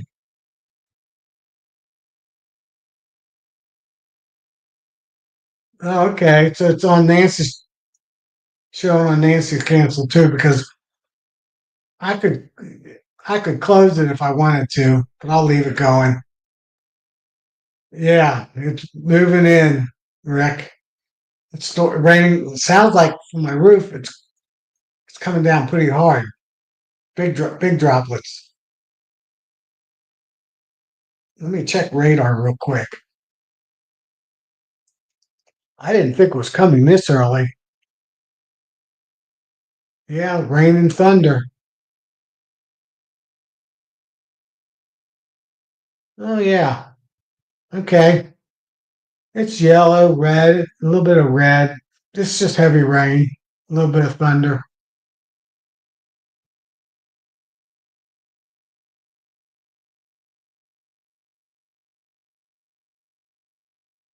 Yeah, some heavy stuff's coming. And some more behind it. Yeah, it's gonna rain all night, off and on all night. Yeah, so that's what I do. And I don't, like I said, I'll get into the hive in about the second week of April, or the first week of April. April. Last this year, I grafted the first couple of days of April. I think April 2nd, April 2nd or April 3rd. The year before that, we were extremely warm, and I grafted like the third week of March. I want to say the 26th of March. No, it was early, 22nd of March. The year before that, I grafted the 28th of March. So I usually graft the last week of March to the first week of April, and then I'll pull my nukes out of all my honey production hives um, a week to 10 days after that. And then my queens will be emerging the following week. And then I'll plug them into my 6/6 I moved the queens from and get that going. So the first time, my first cell of nukes will be like 20 to 24 nukes. And my second time I sell is usually around 10 to 12 nukes. So I get 30 to 40 nukes I sell. I'm going to try to get a few more. I just talked to the guy today, Kevin. He's got 11-acre property farm. He's got a barn on it, so I guess it's a farm, but it's got a house and a barn on it that he has. And I'm going to put 5 hives on it, maybe 7 hives on it. I'm going to move 5 hives off of my place, and I got 4 hives. Actually, I got 4 hives on another property. 3 8-framers, and I got a 10-framer, and I got an empty 10-framer over there. I did a split last month, back in June, and only one made it, and I combined them. So the other one's just empty. So I'll move 6 hives. I'll move my 5 plus that one over to his place. And then next year I'll make a um, split again, or I'll take one of my nukes or a customer that didn't show up. I sell my nukes and Put 7 hives over there by spring of middle of April next year. So I'll have 18 production hives on my place, 7 resource hives, which are slash nuke, that'll be selling nukes out of, and resource hives to make sure all my production hives are good. And then I'll have my 12 6/6 mating nukes. And I have a few other little 2 4-frame boxes, a 6-frame box, and I have 2 of the Man Lakes 3x3 deep boxes that I can do 3-frame splits in. So that's what I'll be doing. That's my setup. That's my gig. So I have 18 hives here. My second place, I'll have my 3 8-framers, and I'll just keep it that way. They're close to a farm. This is when I learned that I could be a no-tree beekeeper.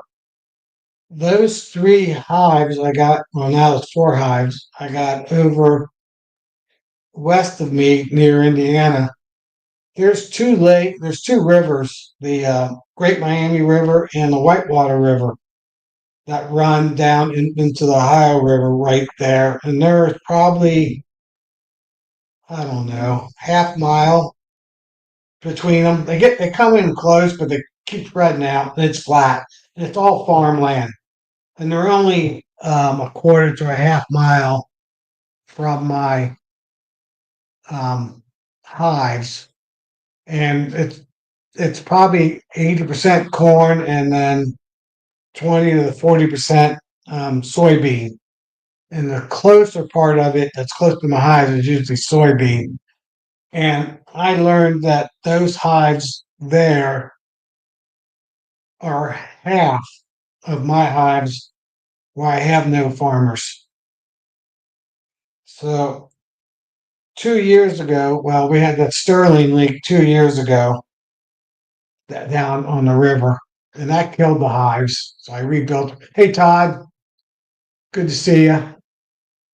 Good to see you being on. Um, so I've had nothing but trouble down there with farmers spraying, and I can definitely in the springtime. I cannot tell the difference between my hives and that second property where it's by a farm.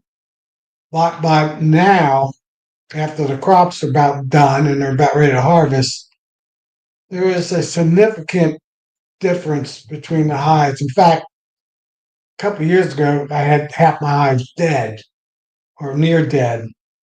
Had the queen, but the hives were so small they couldn't make it through winter.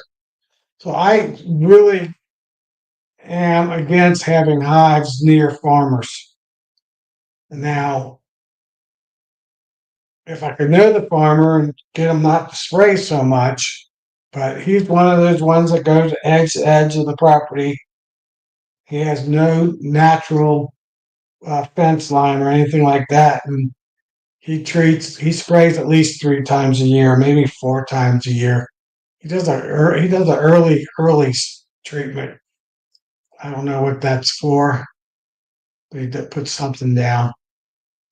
So this next third property I got, it'll be um, all woods again, people's subdivisions and woods.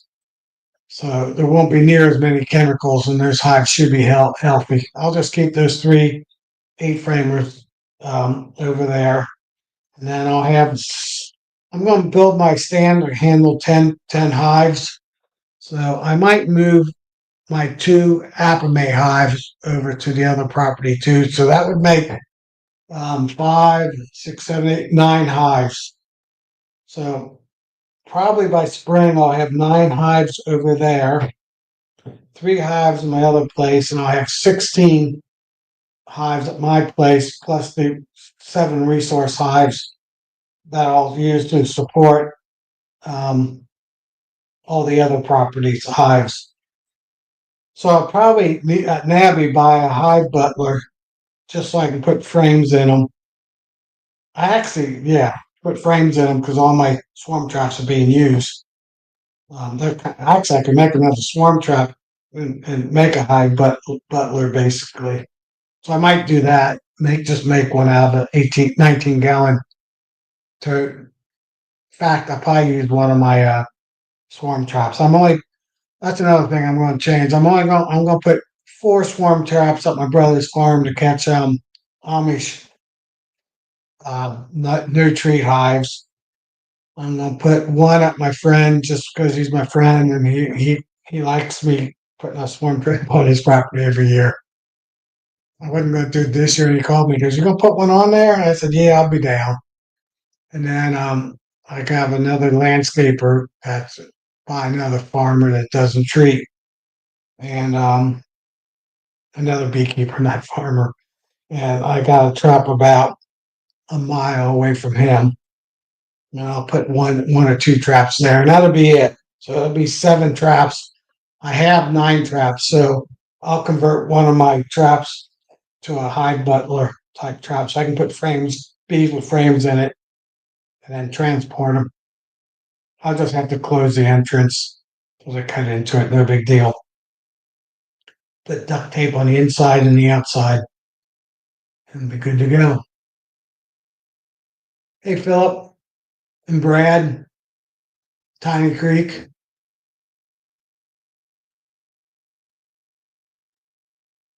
Oh, here we go. I've never done that. I've heard about that. I've seen YouTubes on that. Yeah, it's raining here. Thunder, lightning, good stuff. So,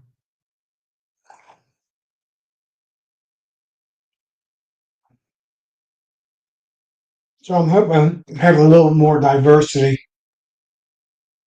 So I'll end up with 16 hives here, 7 resource hives, 12, 12 frame nukes, 6/6, and a few other, split type boxes, 4 framers, 6 framers that I've made over the years. 9 hives on my third property and 3 hives on my second property. That's going to be my forever setup until I get old enough that that'll be too much. And then I'll get rid of my 3 8 framers.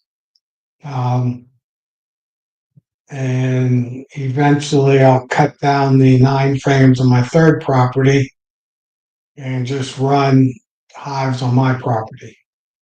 That's what I foresee doing 10, 15 years from now. Then it would just be how many hives I have on my property. So that's the future, and that's my future plans. If I'm around still, you never know. Never know.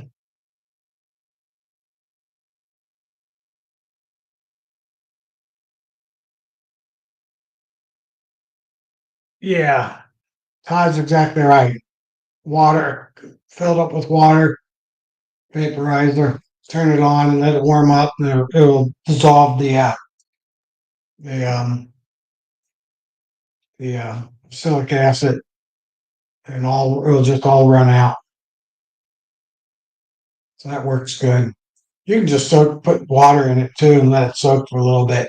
It usually gets it out. That's really bad. I have one. I have 2 actually. I got one that plugs in and one that don't. And I don't use it. Well, I'm not using it this year. So maybe I'll give it away someday. Or just I'll give it to one of my um, ones I mentor my mentees. Let them have it. Maybe Antonio will get it next year. See how bad my losses are this year. I'm not. I'm not. I don't see it in my bees right now, so I'm not expecting any losses. The only one would be hive number 10. It's a small hive. I'm going to have another one in a 6 frame I'm gonna have it in Ricky's horizontal hive, probably a queen, and two of my 6/6 would be new. So there'll be four small hive, hives going that are starting up right now this week. Won't have mated queens for another 10 more days. Well, I'd say 14 days, 2 weeks to have mated queens. So those hives I might lose during the winter time. I'm going to have them squeezed in between my other hives so they're warm. Little tricks like that. Uh, Todd, I go to Amazon and I buy 40,000. Their eggs are in a little container, um, and their eggs inside, and there's 6 different types of predator mites in those. Um, those work good, but they're not as good as the scorpion one. I looked on a map. You have everywhere in the United States, main continental United States. I don't know about Hawaii, and I don't know about Alaska. Um, have scorpion mites on their property if they don't spray their property and kill them. Now, I know, Todd, you got tons of ants because you got an unnatural tree farmer next to you. Fruit tree farmer. I don't know which breed it is. I guess it's oranges. But you call it a naturalist. He's a naturalist farmer. He's actually unnatural farmer because having nothing but orange trees is not natural. That's unnatural. It's monoculture. But California won't import them. Oh, okay. That's a bummer.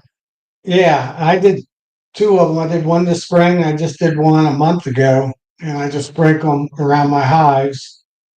And then, like I said, what you can do, Todd, is get non-chemical mulch and spread that below your hives or behind around your hives. It doesn't have to be right on top of the hives, but close to your hives, and make it a couple inches thick, 2 to 4 inches, 6 inch.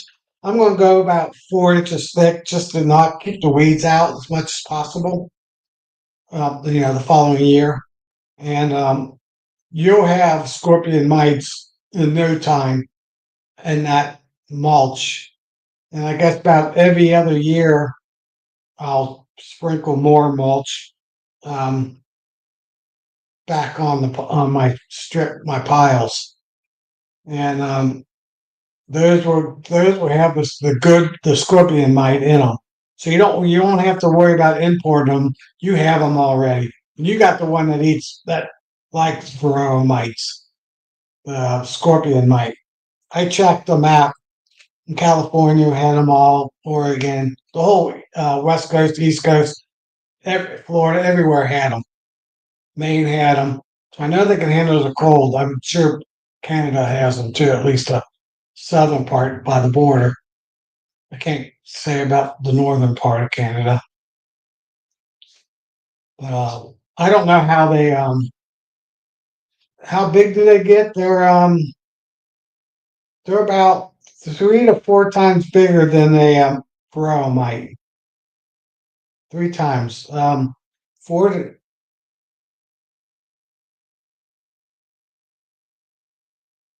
oh shoot, they get you can see them. They get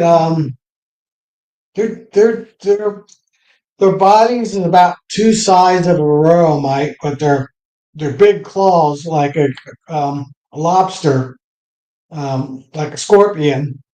Claws are like twice, 2.5 times their body. So they look like they're pretty big, but their body's not real big. I don't put them in my hive. I just let them crawl in the hives. And I watched the study. I think the guy had to translate it. It was an English YouTuber, and he was translating a German YouTuber video. And he showed them walk the bees, letting them walk right into the hive, and actually escorting them into the hive. The bees know that the scorpion mite is a predator mite, and they coexist together, honeybees and scorpion mites. From what this uh, England, European YouTube was talking about. This was like 2 years ago. So yeah, Ontario, yep, yeah. I knew they're up, and I think my guess is they're even in at least Hawaii. I don't know about Alaska because Alaska is really cold, but maybe down in the all the island area, they probably have them too. I didn't look that far. I just saw the continental United States. It didn't show Canada either because it was a, you know how that is. But yeah, so I'm promoting as much as possible um, uh, that my wood piles is real good. The bark piles works real good, and stuff like that. So I have a bunch of wood piles.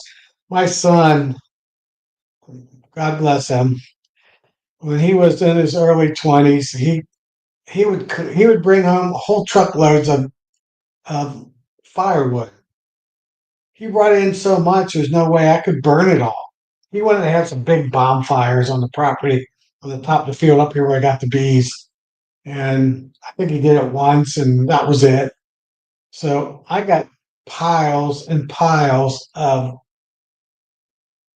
half rotten now logs of firewood that I probably should have sold, but I never did. But I'm sure they're loaded with the predator mites.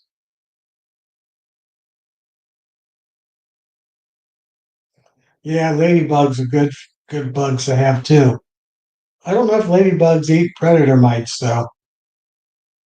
Don't know. Don't know enough about that stuff. I need to start learning it. What are the predators to the scorpion mite? The false, the pseudo scorpion, or a lot of people call them the false scorpion. They actually do have a poisonous sting in their claw. That's the difference between the pseudo scorpion mite. That's actually in their big claws, and they poison the varroa mites, and then they eat them. And they can't sting us. They're made to sting mites, and they're they can crawl right on you and all that. So I'm going to start actually. I watched. I don't know the guy's name. I'll put a link next week. I'll put a link up. There's a guy that actually grows them in Dixie cups. So he does the clear ones for TV, so you can see them. The clear little plastic cups. He puts in like a half inch of soil. He puts in like 2 inches of mulch sticks, mulch into it. And then he puts a few scorpion mites in it, and they lay eggs. And there's a whole bunch of little ones growing. So I might be doing that next year too. Um, so yeah, all the videos I watched about growing your own, propagating your own cereal scorpion mite suggested using wood chips. So I think wood chips is the perfect solution. So I'm just going to throw it on the ground and cover up in front of all my hives. And like I said, I'm going to put it like 4 inches thick and probably about a foot to 2 feet wide. Um, so propagate them as much as possible. And like I said, I started doing this not to become treatment free, but I wanted VHS queens at first. So 5 years ago, I bought 3 queens. And then I think the year after that, I bought one. The year after that, I bought one. And the year after that, I didn't buy any. Then I bought, and those were from 2 different suppliers, VHS suppliers. And then I bought 5 of them here just this year from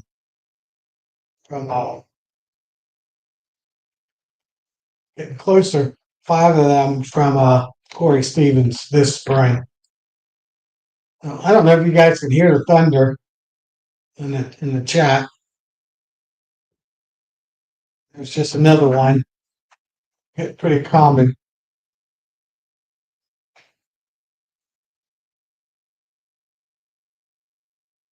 So yeah, Todd. So you can do that. Put some wood chips around your hives.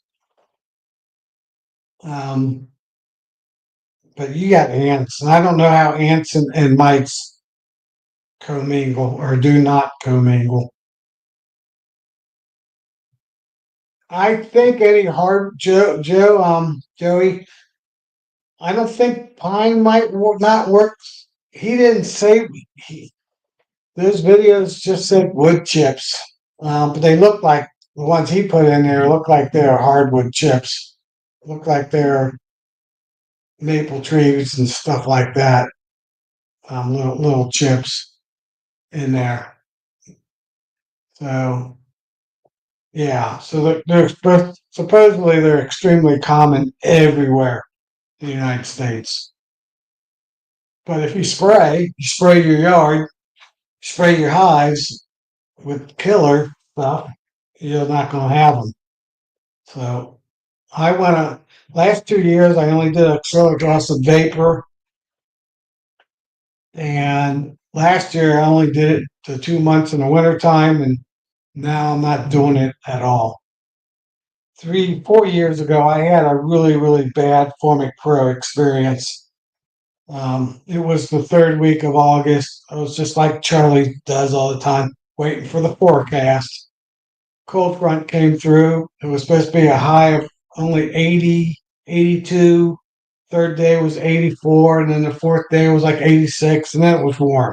So we had 3 days, 85, 86, and lower. Perfect. I went in all hives. I put 2 strips in because I knew I'd get through the 3 days of flash. Well, that first day it did. It got up to like 83 degrees. Next day it got up to 87 degrees. The next day it was 90 degrees. And it fried all but maybe 3 of my hives. And those hives were damaged so bad. The queen was alive that I just had to nurture them through winter. And I told myself, I am not ever using Formic Pro again because I cannot trust the weatherman. And the only way I could use it in my area is I'd have to wait till September, middle of September, before I could treat, or the first, even at any time in September. And I do not want to be stressing out the bees in September. I mean, September is the most critical month of the queen, and your bees survive in wintertime. So the last thing I want to do is put stress on the bees. So I decided I'm not doing fall treatments anymore or spring, summer treatments anymore because I'm a strong believer that stress on the bees is the #1 killer of bees. And I think chemicals is #1, moving hives is #2, and so on some hives with some queen genetics, mites is #3. But I think treating mites can be also #3.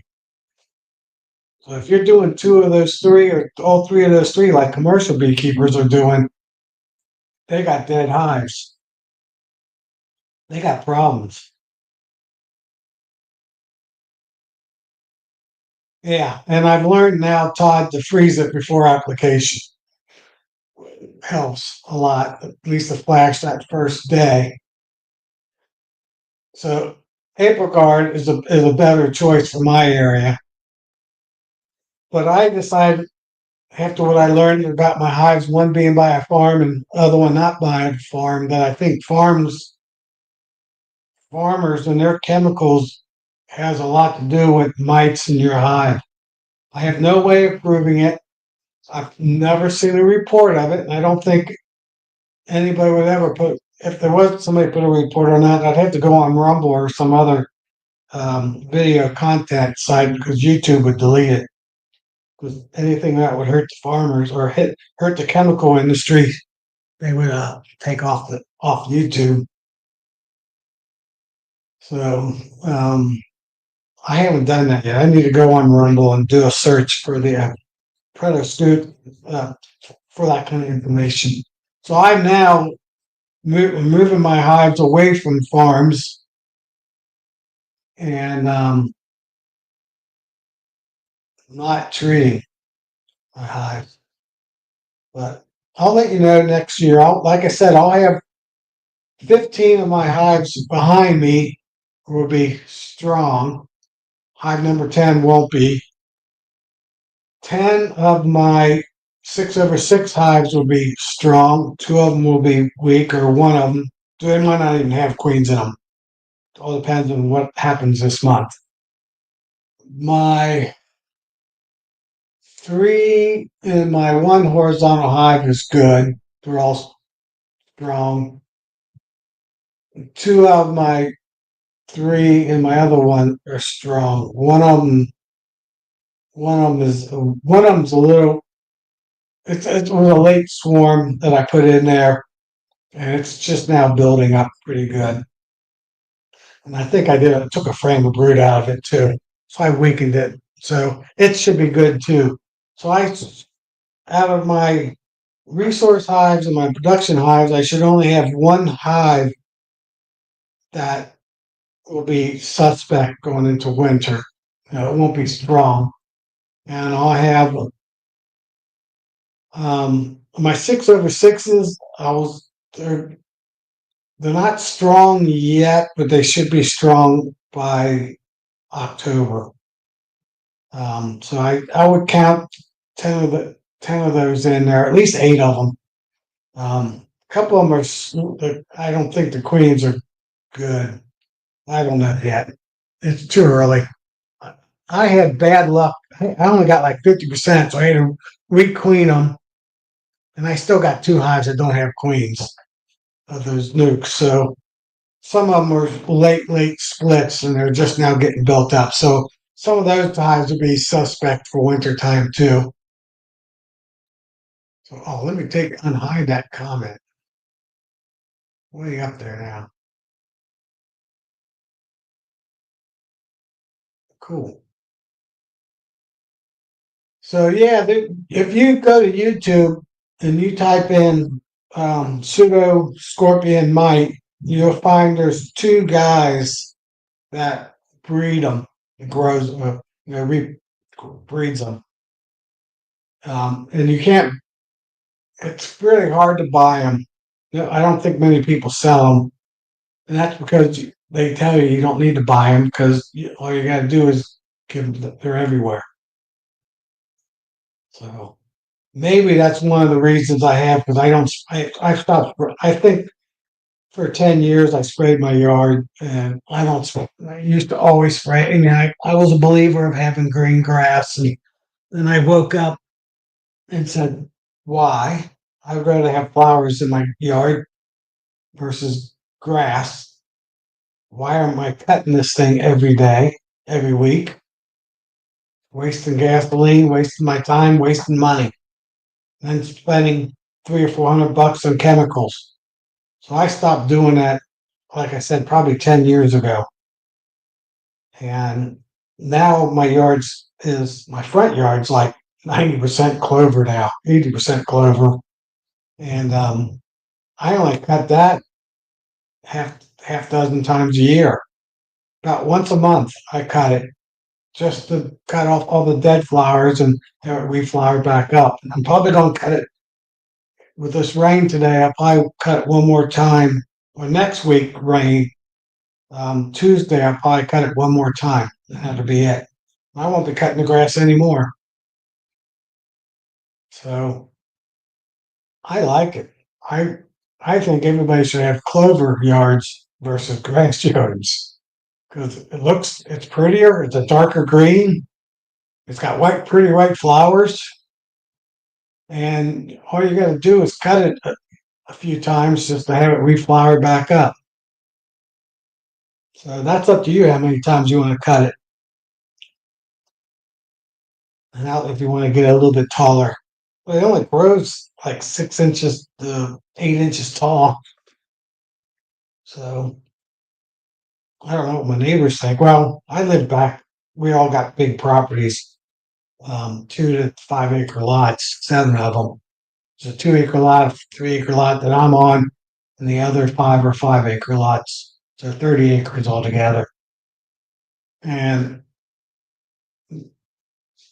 only my neighbor next to me, because he's new, he's only been there a few years, he treats his yard. And one house at the other end, they treat their litter yard, and that's it. Everybody else has their yards full of clover and weeds. So that helps too. So when I cut, the other yard's good, and then when he cuts, my yard's good, and vice versa. So one of us always has clover bloom at least till end of July. And this year it's going to go into September, especially since it's still raining outside, still thundering. So, well, we got this rain every week, every few days, still going on. Yeah,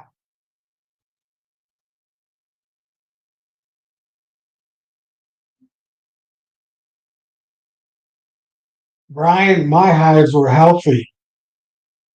And that second day, with it being 89 degrees, um, and I was working, I couldn't get, be there to take the strips out. Killed them. Hey, Sarah.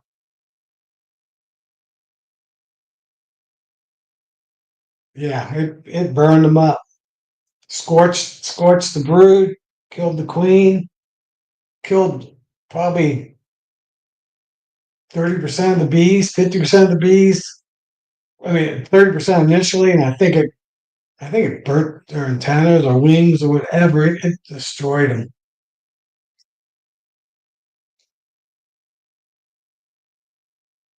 Yeah, I do the same thing, Sarah.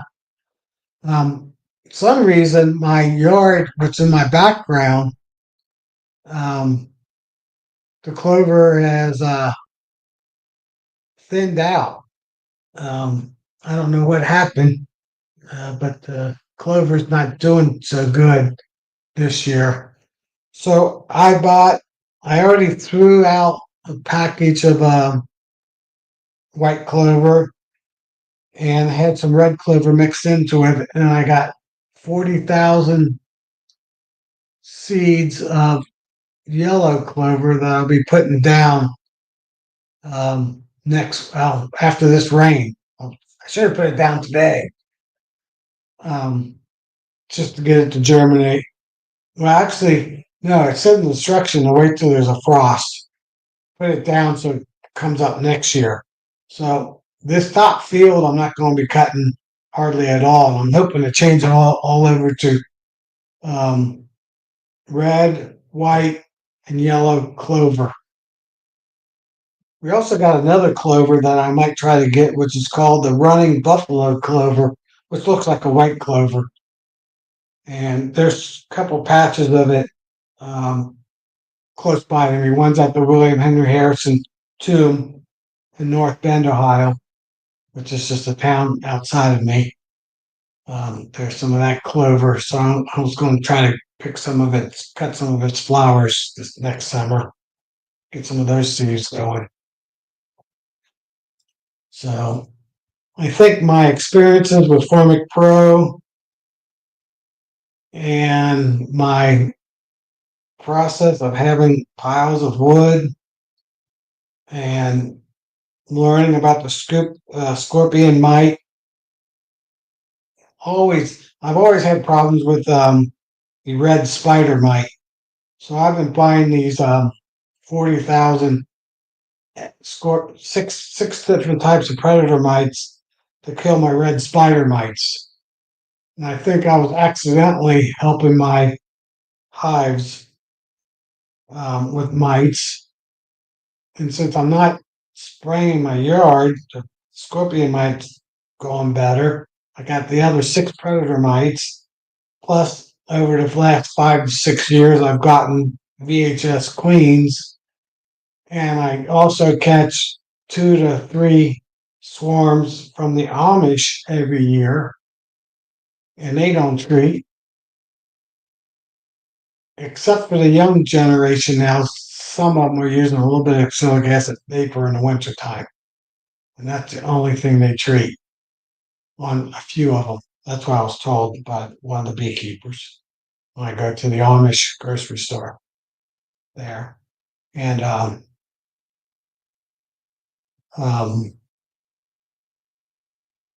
I think between genetics, between the Amish and the VHS and the mites, predator mites, I have a solution. Will it work for everybody? I don't know. And I do think farms are a problem. Farmers are a problem. We need to be more like Canada in that aspect where they work with the beekeepers, just not to spray so much. But that's a whole nother subject. Yeah. So, yeah, Sarah, good point. I'm going to do it probably in December. Let snow, when it snows, push the seeds into the ground just a little bit. Yeah, and then when it freezes and thaws out in this late winter, let the seeds get into the ground. That's my game plan. So I'll wait till we have a freeze, and then which will be November. So probably around sometime in November and December, I'll throw the seeds out. We don't get snow in November. We don't get snow until Christmas or after Christmas. We might get a snow here and there, but I think 1 out of 10 years we get a white Christmas. So all of our, yeah, red spider mites. They're the real little red mites. I have thousands of them. I mean, yeah, they're everywhere. I think they're called red spider mites.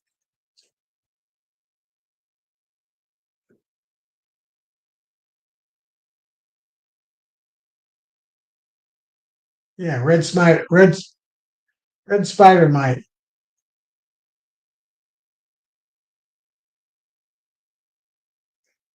So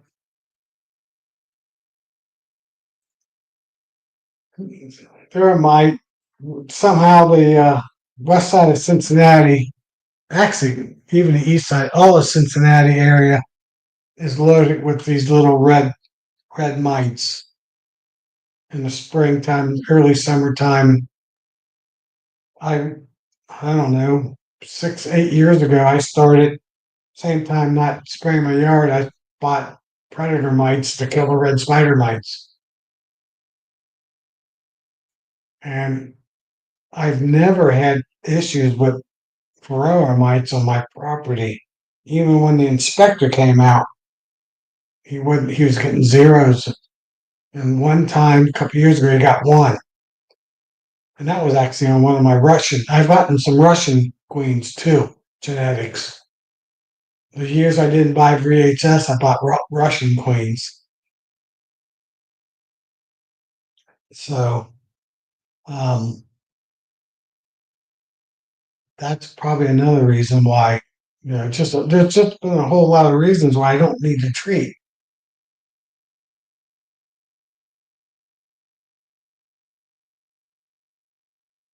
So, yeah, sting that like button. Let me see, what are we up to? I have to do a refresh on YouTube. Up to 26. And we got 20 watching right now. So that's good. Oh, yeah, that's a Nightbot. So, what time is it? 20 till 10. Oh, so I've been talking for over 2 hours, 2.5 hours, over 2 hours. So, anybody else want to talk about any other subjects? If not, I'll be shutting it down soon. Todd or James, Sarah, nice people who put comments out. Gary, hey Gary, I forgot to say hi to you too.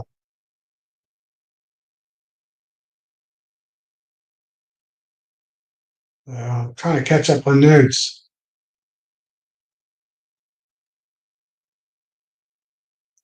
Yeah. So everybody knows my honey pool this year wasn't very good. I did end up with 6 buckets, but I should have had over twice that. Um, hey Ricky, man, you on here later? I'm about ready to hop off because I'm just running out of subjects to talk about. Hopefully, I'll be putting a frame with cells that are on day 13, maybe 14, into the horizontal hive to get them a queen. I keep running into zero luck of that hive getting your horizontal hive, that purple one, a queen, and at least one of the 5 frame nuke in it. So I'll be doing that Thursday. They'll be getting one of the frames. If I have 3 frames of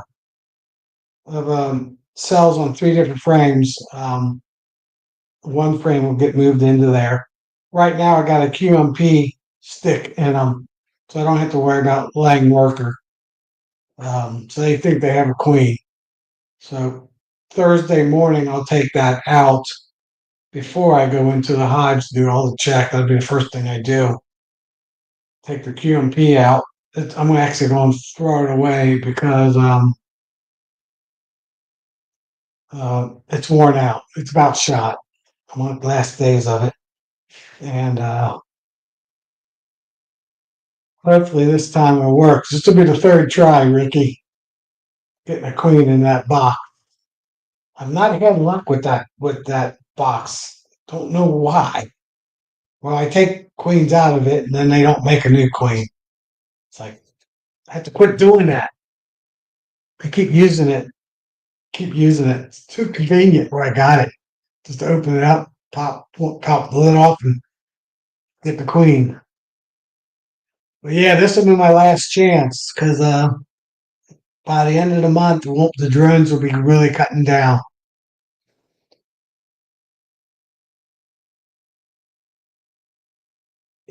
Brent wants to know if anybody's used Ego Wood.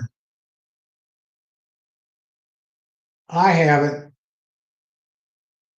I waxed it all my boxes down. I'd say I got 70%, no, 50, 60% wax dipped. As you can see, I got a whole color combination on the hives. Green ones, wax dipped ones, white ones.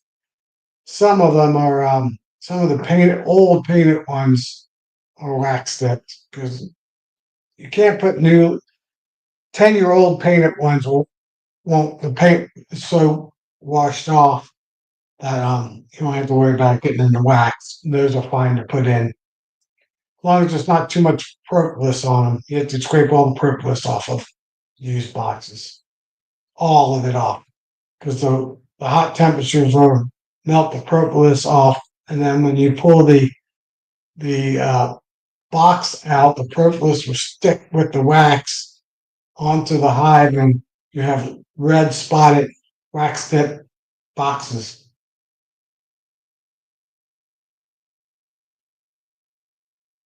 Yeah, easy resource hives. Yeah, they are, Ricky.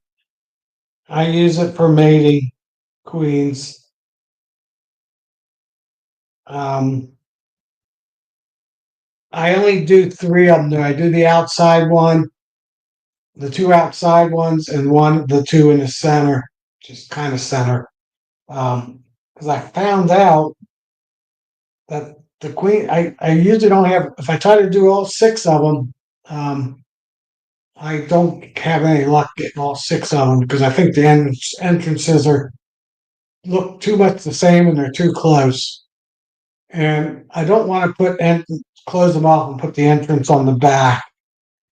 Um, I thought about putting the entrances on the two end ones on the side of the box, and then the two next to it I can put over to a little bit, and then the next one will be good. But I haven't done that. I'm just going to use it as it is. So I think, and I had the same problem.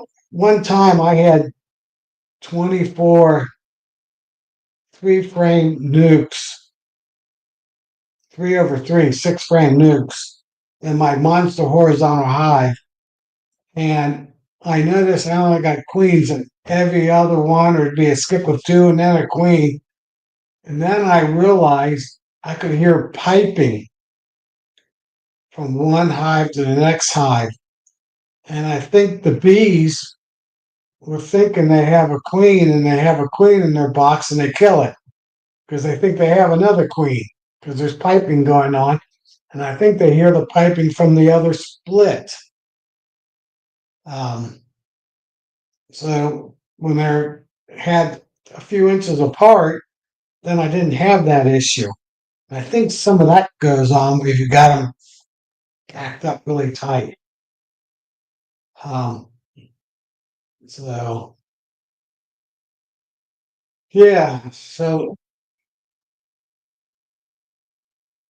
my first crown, James, I don't know what you mean on that.